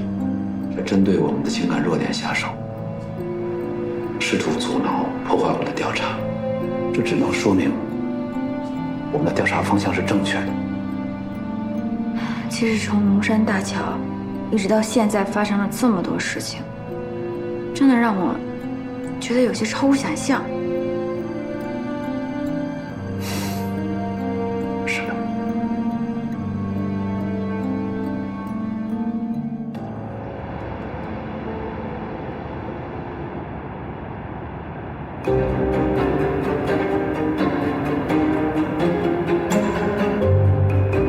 江东市人民检察院起诉书，江检刑诉2017年第16号，被告人邱炳森借迎合国家政策，打着经济新业态、金融创新等幌子，虚构事实，隐瞒真相，谎称有实际的投资项目，实则利用互联网平台非法集资，骗取社会不特定人员资金，且数额特别巨大，其行为已经构成集资诈骗罪。公诉人建议对邱炳森判处无期徒刑。特提起公诉，请依法判处。审判长，公诉人意见发表暂时到此。被告人，你对公诉方的指控有什么要说的吗？我没罪。辩护人认为，邱炳森的行为不构成检方指控的集资诈骗罪。我的当事人虽然是董事长，但并未直接参与公司的经营，这是其一。其二，利用平台吸收公众的存款，行为人只是临时占用投资人的资金，承诺并意图还本付息，所以辩方认为我的当事人的行为应当认定为非法吸收公众存款罪。公诉人有没有意见补充？有，我想提请合议庭注意，邱炳森并非置身事外，他不但是整个案件的策划者，也是参与人。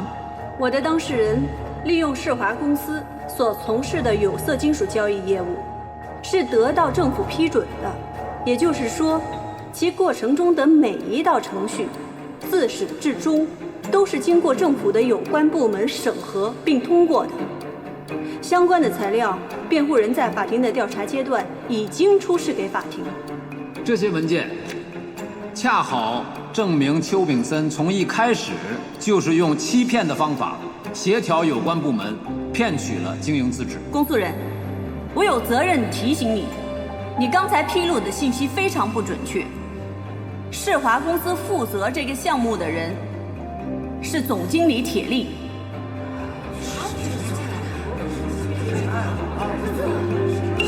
肃静。是铁力害了我，这件事都是他策划的。审判长，鉴于被告人和辩护人都提到了铁力，现在公诉人申请传唤证人铁力到庭。传证人铁力到庭。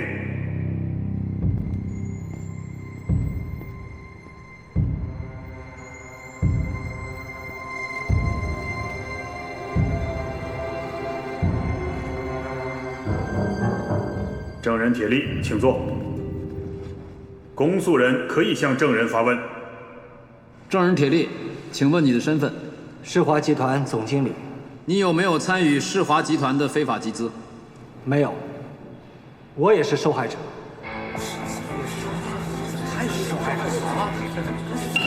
肃静。这个 U 盘里面拷贝了我所有的证据。里面清楚地记录了邱炳森如何经营、如何签订协议的所有证据。我请求上交法庭，以证明我的清白。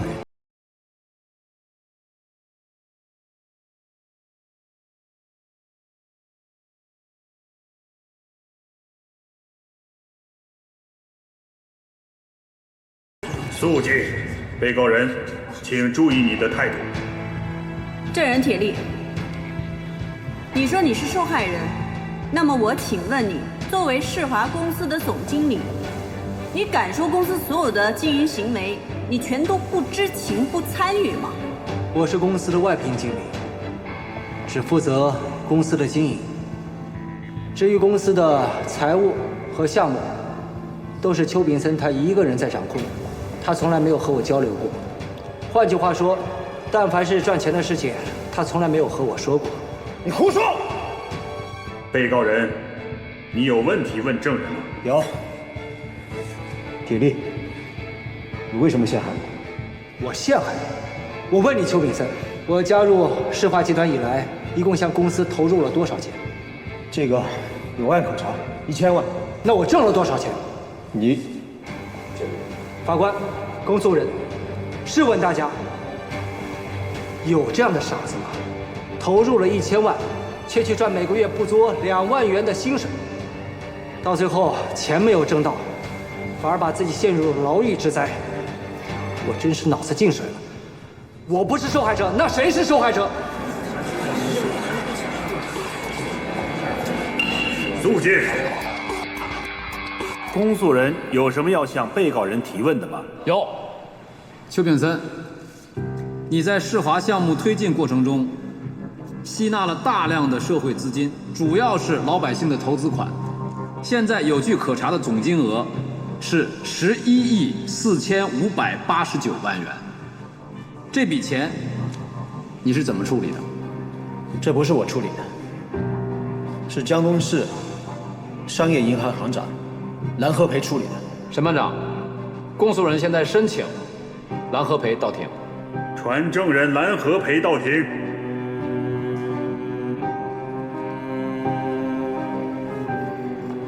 证人蓝和培未到庭。蓝和培不会来了，他把所有的公众存款都转进了他指定的账号，他把钱弄到了国外，蓝和培才是罪犯。江东市人民检察院指控被告人邱炳森涉嫌非法集资一案，法庭调查到此结束，下次开庭另行公告。休庭。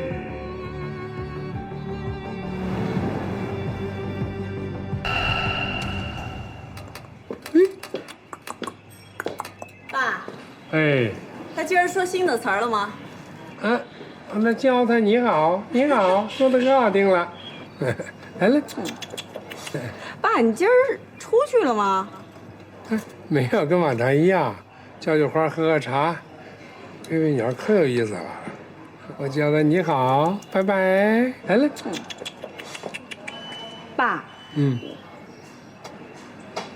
来。没事。你看，那你先喂鸟。哎，我先进屋换衣服。你好。喂。哎。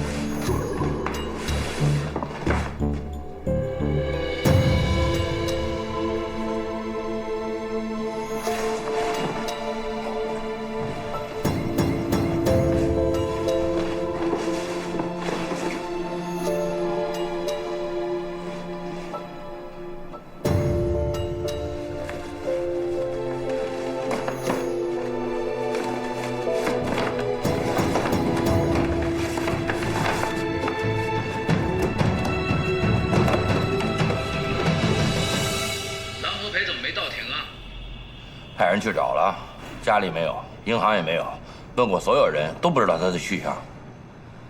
那会不会像邱炳森说的那样，他真的卷款潜逃了？我会查清楚的。现在邱炳森把一切都推到蓝和培身上，如果蓝和培再找不到，会出大问题的。知道。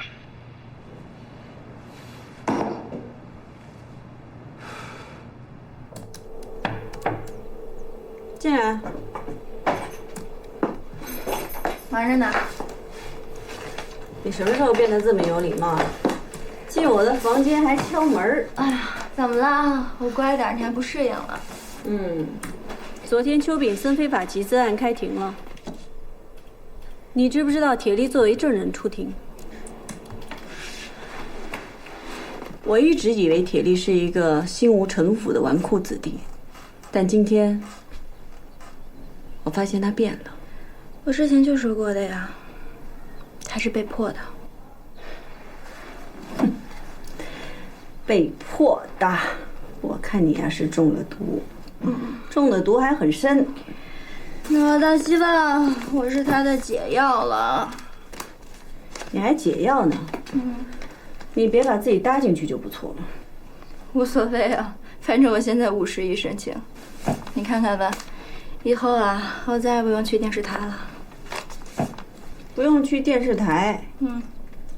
给我一举报信。谁举报你了？举报我干什么呀？举报高健的。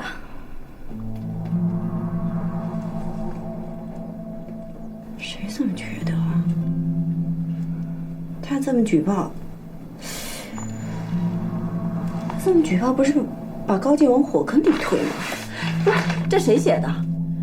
我也不知道，匿名的。反正事儿我也就跟你这么说了，你好好想想吧。我先走了啊，跟朋友约了，吃饭去了。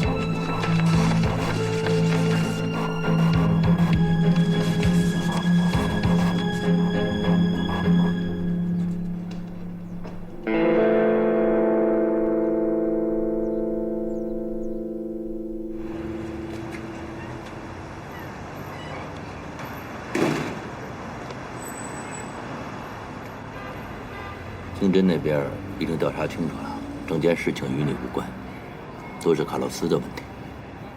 我送你去机场。谢谢你，马队长。不见高见了。挺没脸见他的，你帮我转告一声。一路平安。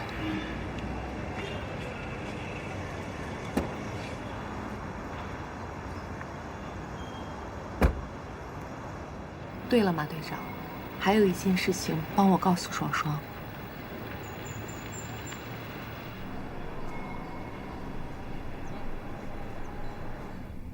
左琴，我替你送走了啊。他没说什么吗？他让我跟你道歉，说没想到给你惹这么多麻烦。他还说最近别给他打电话，他想冷静冷静，这样也好，省得有人吃醋啊。我知道了。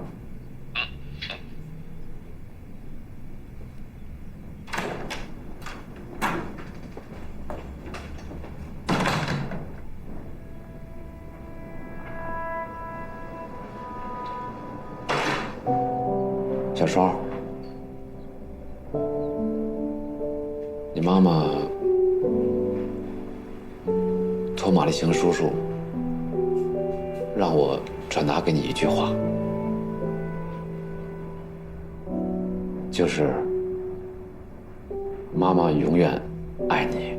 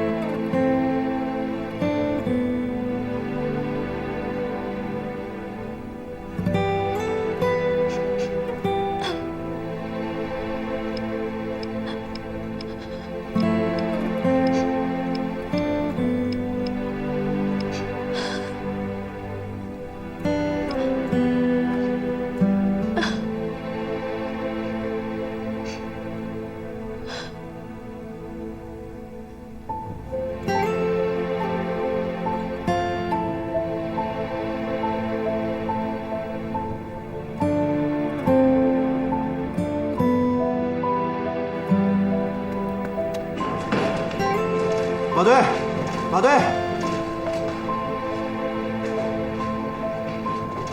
回来。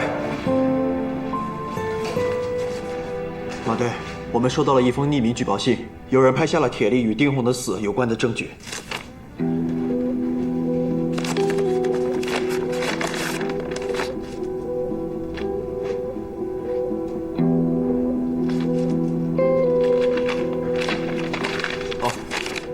这是铁力购买胰岛素增敏剂的处方签。我去趟检察院。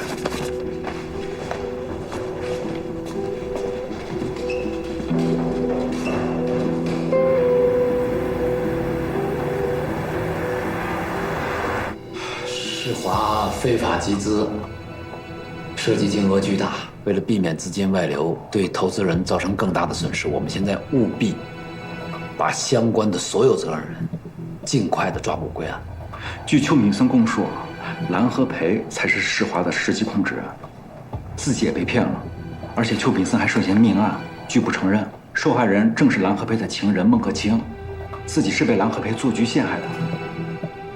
就凭邱炳森的供述，就能说明蓝和培跟这个案子有关系吗？同学，马队，来，小波，看看这个，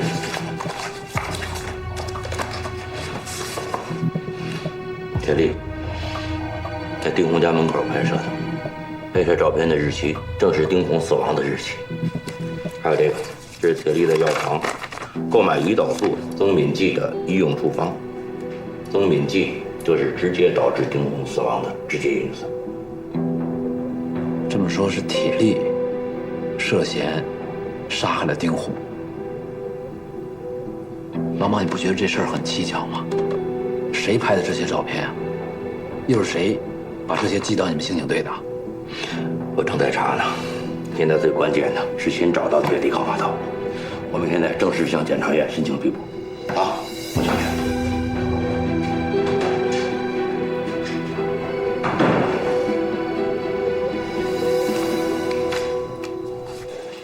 马队，哎，小韩，过来。哎，队长，铁力涉嫌谋杀丁红，他的行踪找到了吗？还没有找到，电话已经关机了，住过的酒店也已经退房了。我们已经加派警力，短时间内争取尽快可以找到铁力的行踪。两边都别耽误，一边申请批捕，一边全市搜查铁力下落。是。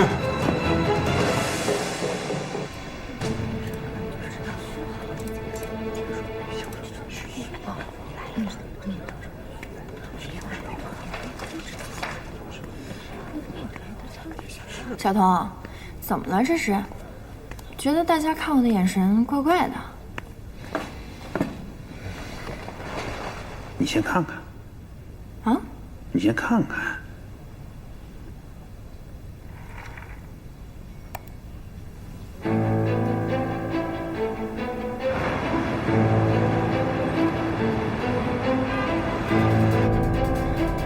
师傅，麻烦您再稍微快一点，再稍微快点行吗？谢谢。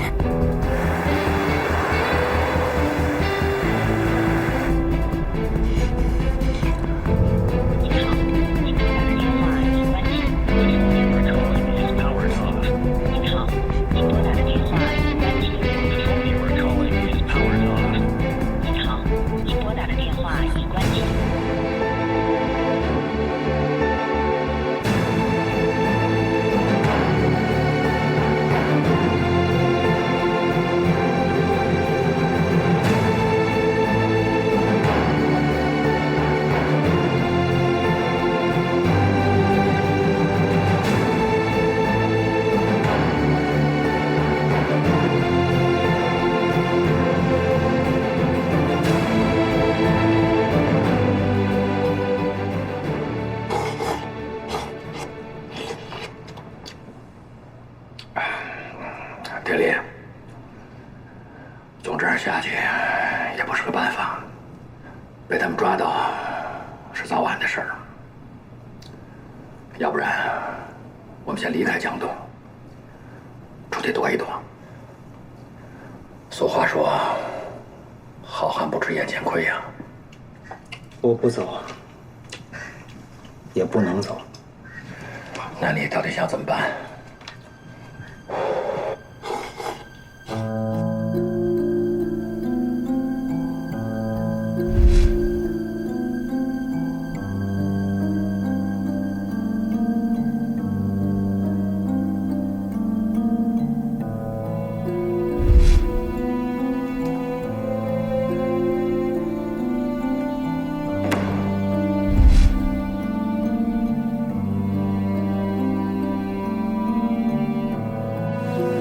出事了，出大事了。听说了。丁红这个人锋芒太露，出事，那也是在意料之中的。三叔，您什么意思？我什么意思不重要。铁力，你想跟兰叔合作，那要有诚意才行啊。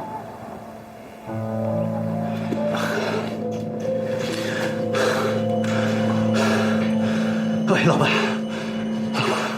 出事了，出大事！我杀人了，他掌握了我们的商业机密。老板，你快出！祸水东引，嫁祸邱炳森。喂，老板怎么说？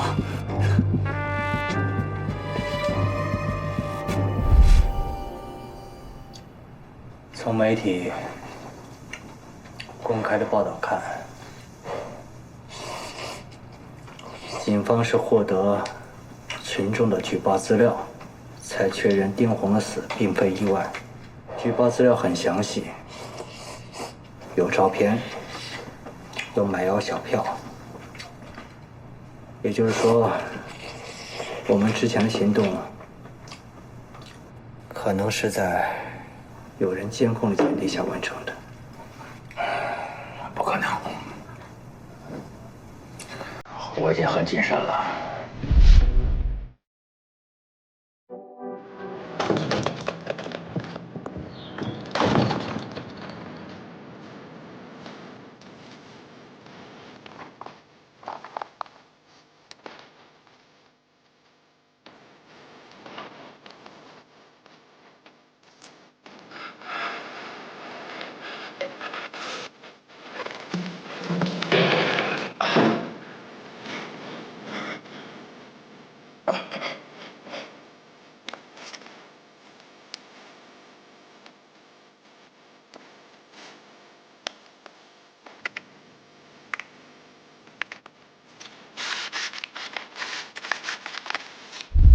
我们被人设计了，在这个时候把丁红的死引出，就是想分散公安的注意力。我猜想，幕后的老板是要行动的。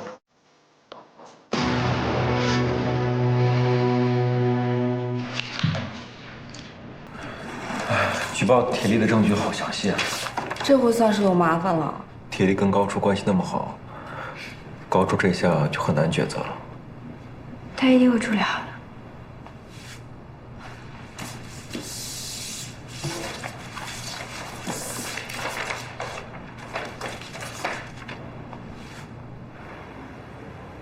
马队，监控在海港区拍到了马刀的活动画面，基本可以确定铁力和马刀还在江东市。我们已经大致的锁定了他们的活动区域，已经加大警力在进行排查了。马刀是危险人物，发现线索马上上报，不要擅自行动。你放心吧，队长。马队，通过对苏敏的问询，我们得知二人已经离婚。据苏敏供述，蓝培曾介入世华集团的项目，世华总经理铁力的秘书孟可清是蓝培的情人，孟可清的被杀，蓝培存在嫌疑。找不到蓝和培，这案子就卡这儿了。这蓝和培跟消失了一样。有可能是凶多吉少，也不排除蓝和培故意制造死亡假象的嫌疑。加强技术侦查手段，搜索蓝和培的行踪，扩大图像对比范围，尤其是机场、车站、码头，用省里新上线的大数据系统，对所有的意外死亡、失踪人口进行对比。殡仪馆也要去。死人也要查。对。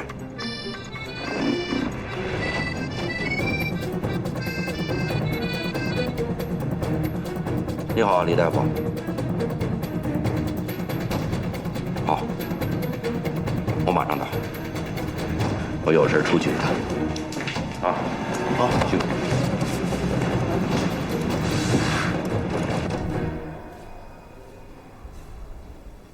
马队长，不要着急，小白只是贫血，需要输血。我们现存的血浆不足，再过20分钟就调过来了。不用麻烦了，我和孩子血型一样，抽我的吧。好。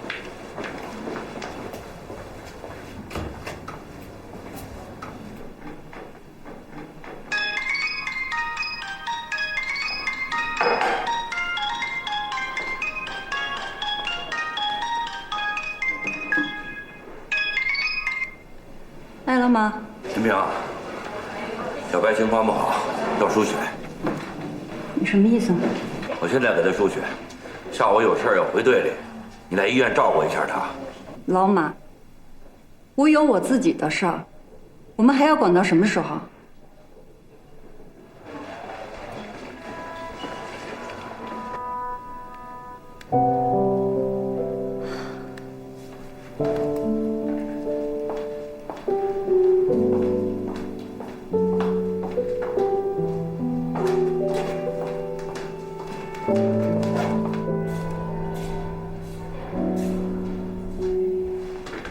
护士，我看小白今天气色不太好啊。是啊，你能照顾他这么长时间，也挺不容易的。都够不容易的了。你说亲爹亲妈不管他，我们老马那么上心，我也得多照顾他呀。我先走了，你注意看一下他的情况，如果有紧急情况的话，你再通知我。好，谢谢啊。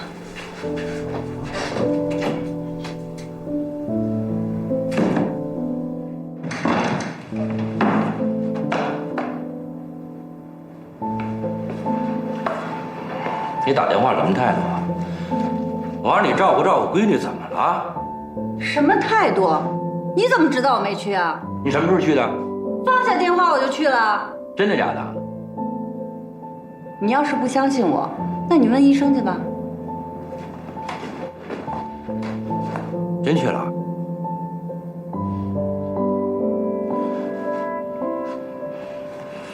行，错怪你了，不行，错怪你。小白买的补品啊？小白都这样了，他还用得着啊？我给你买的。给我买什么呀？我又不用补。你把这钱省下来，给小白买点什么不好？你说这些年给小白花了多少冤枉钱了？现在住院费又要涨了，啊，我花自己的钱给你买点补品都不行了是吗？你说这些年啊，为了小白，咱俩连个孩子都不要。你知道街坊四邻怎么说我吗？说我无能。那继续这样过日子，那还不如拔管子呢。你敢！我告诉你，林平，少打闺女主意。什么事我都能让你，这事你别再跟我提，听见没有？你就嘴上说说是吧？照顾小白的工作一直是我干的。你给他洗过澡吗？你给他擦过身子吗？他长了褥疮的时候，你知道怎么去处理吗？这样日子我可真是过够了。不行就离婚吧。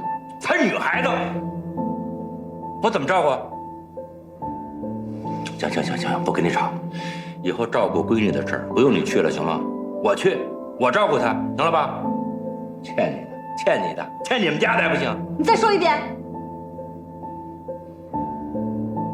马律师，你再说一遍。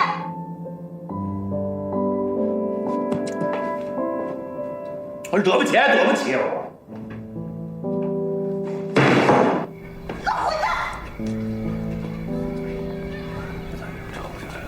老头子，楼上又吵起来了，你快去看看。清官难断家务事啊！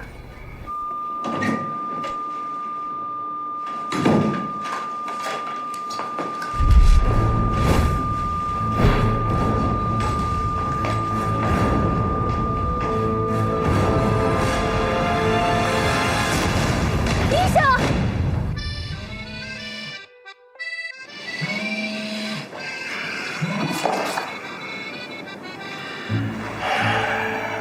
李大夫，马队长，小白出事了。出什么事啊？不更输完血吗？哎呀，不知道是谁把他的管子给拔了。那继续这样过日子，那还不如拔管子呢。你敢！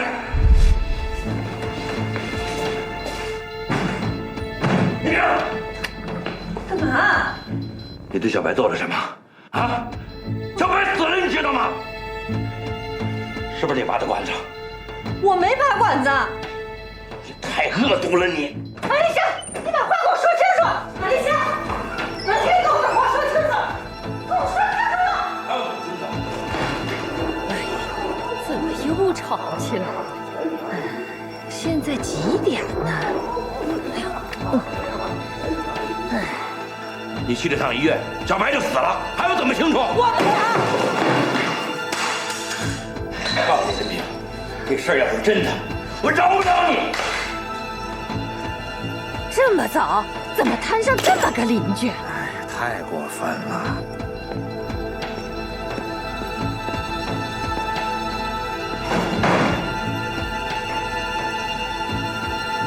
哎呀，挺好个表，可惜了。啊！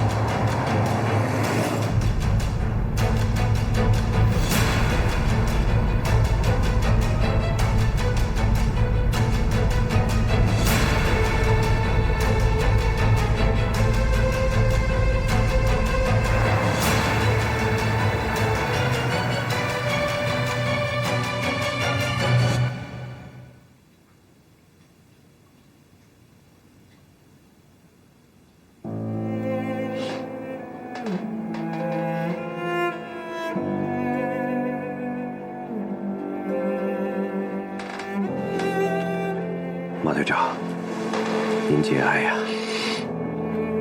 大夫，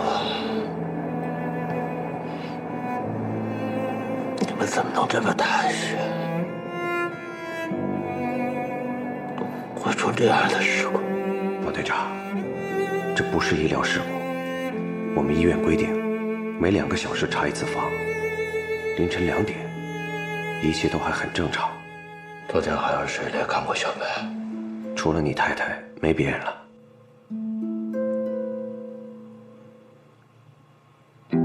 你怎么知道我没去啊？你什么时候去的？放下电话我就去了。真的假的？你要是不相信我，那你问医生去吧。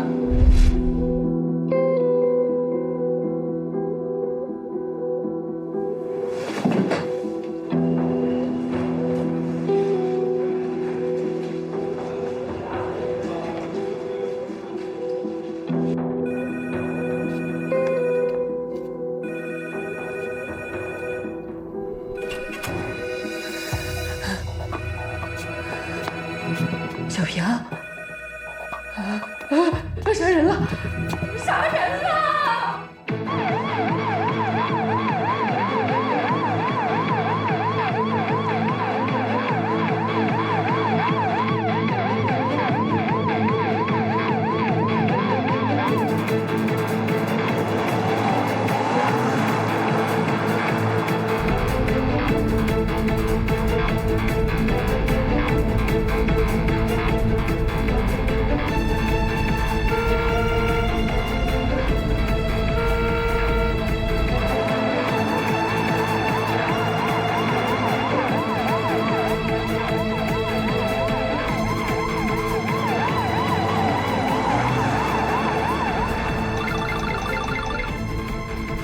喂，小韩。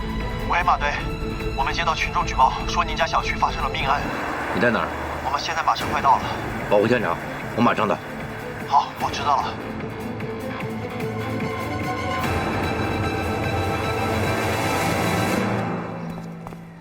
他们家这事儿啊！刚来，真是，哎，老婆来了，哟，来了来了。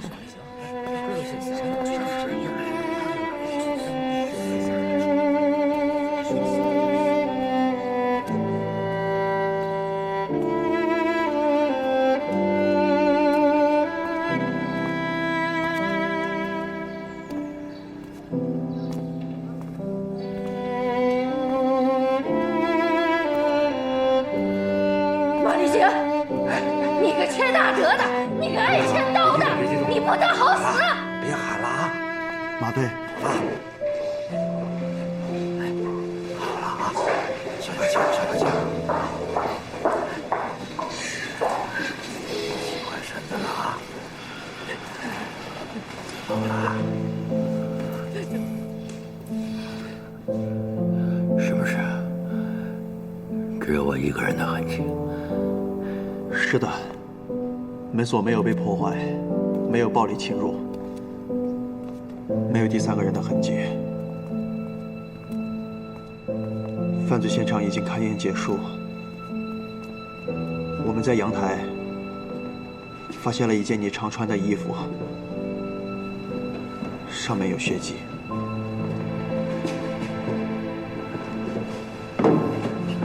马队，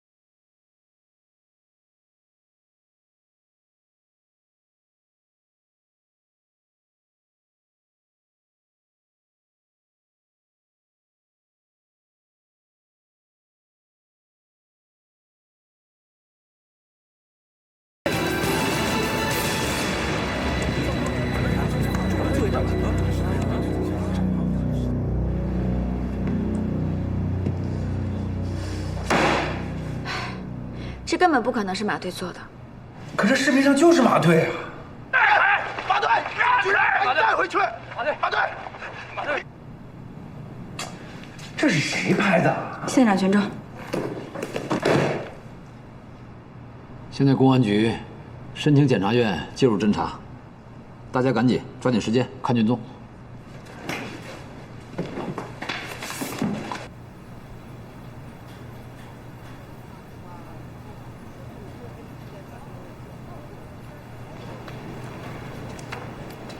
看看吧。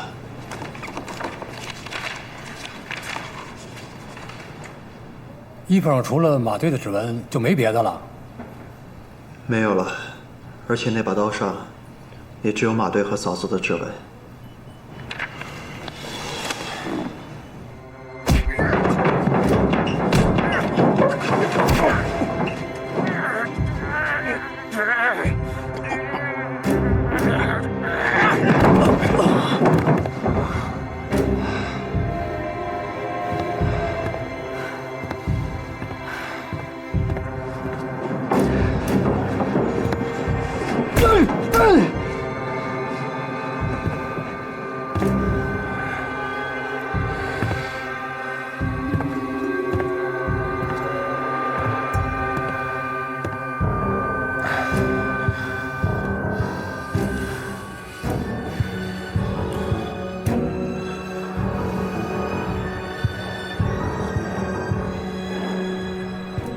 问题的严重性，我就不再赘述了。现在，撇开组织对你的信任和个人感情，我要问你几个问题。问吗？你说你到医院以后，看到你女儿已经停止呼吸了，你就预感到被人设计了，同时意识到了你妻子林萍也处于危险的境地，所以你就匆匆地往家里赶。告诉我，为什么？你别跟我说，这是一个老刑警的直觉。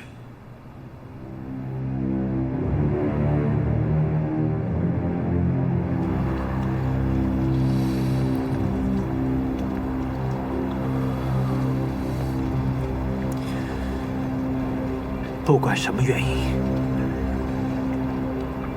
林萍是无辜的，你就不该杀她。想扳倒马立行的人，不止我们。昨天我接到了一个陌生的固定号码打来的电话。马涛啊，你不用管我是谁。现在公安正在全力抓捕你和铁力，你要想保护他呢，就听我的安排。马立行有个软肋，他有个女儿在康复医院。都够不容易的，你说亲爹亲妈都不管他，我们老马那么伤心，我还不帮帮他呀？我先走了，你注意看一下他的情况。如果有紧急情况的话，你再通知我。好，谢谢啊。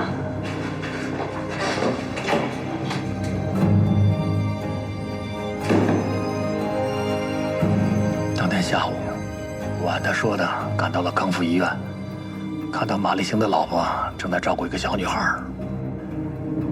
后来我又跟着他老婆回了家，在他家对面找了一处隐蔽的屋子等待时机。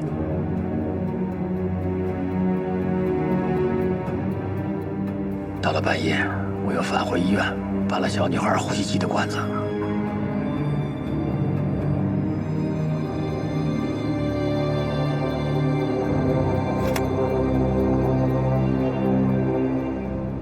我于凌晨5点左右到的医院，叫白玉娇死了，死因是呼吸机被人拔了，导致窒息死亡。死亡时间是4点05分。按医院规定，护士每隔2个小时都会去病房查看病人的情况。也就是说，小白被害的时间是凌晨2点到4点之间。这头天傍晚，林平就回到了家里。当天晚上都跟我在一起，他没有作案时间。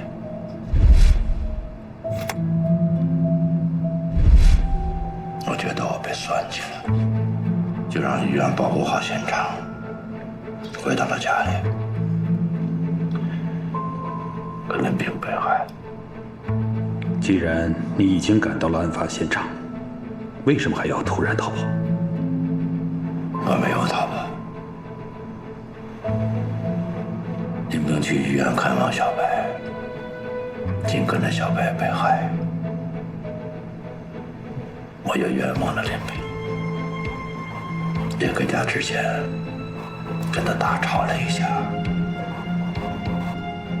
吵得很厉害。从医院回到家里，不过1个小时，在这1个小时里，林平就被杀害。可见凶手对我的生活轨迹了如指掌。我的直觉告诉我，我的家被监视了。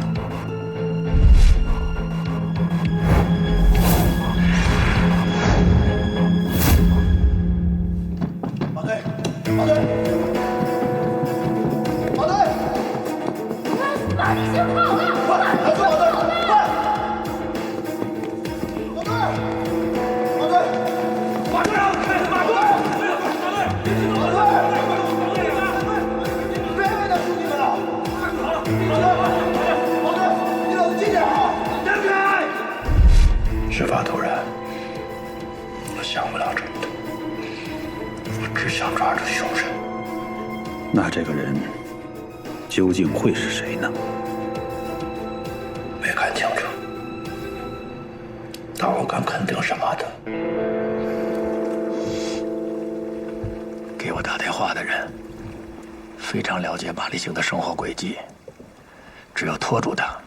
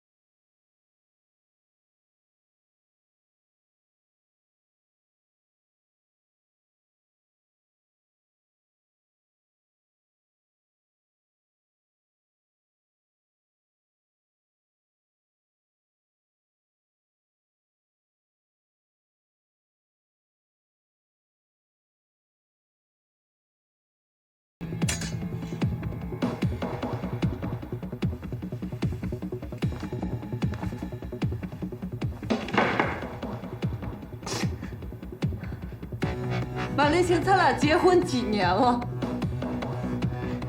你就对我是这样信任吗？我在你心里就这么恶毒？你想没想过我的感受？马立行，你还是……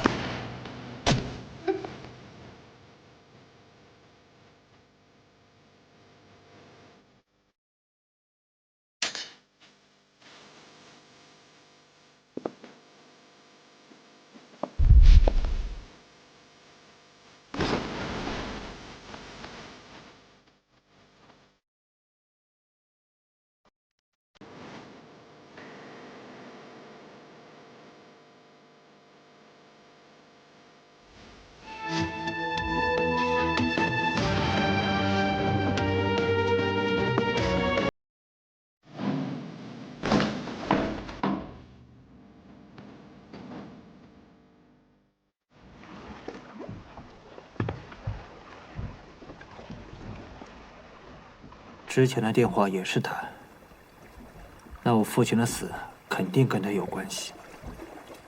我们设想，如果他是整个事件的幕后老板，一定会设法脱身，而且他也一定是我身边的熟人。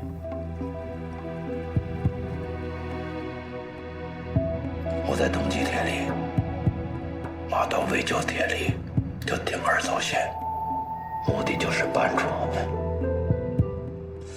老马，这只是你个人的推断呐。你邻居的证词和现场群众拍摄的视频对你非常不利。刑警队长杀妻拒捕，这在网上传得沸沸扬扬，民愤极大呀。如果你不能有确凿的证据证明你无罪，你还得继续被羁押在局里。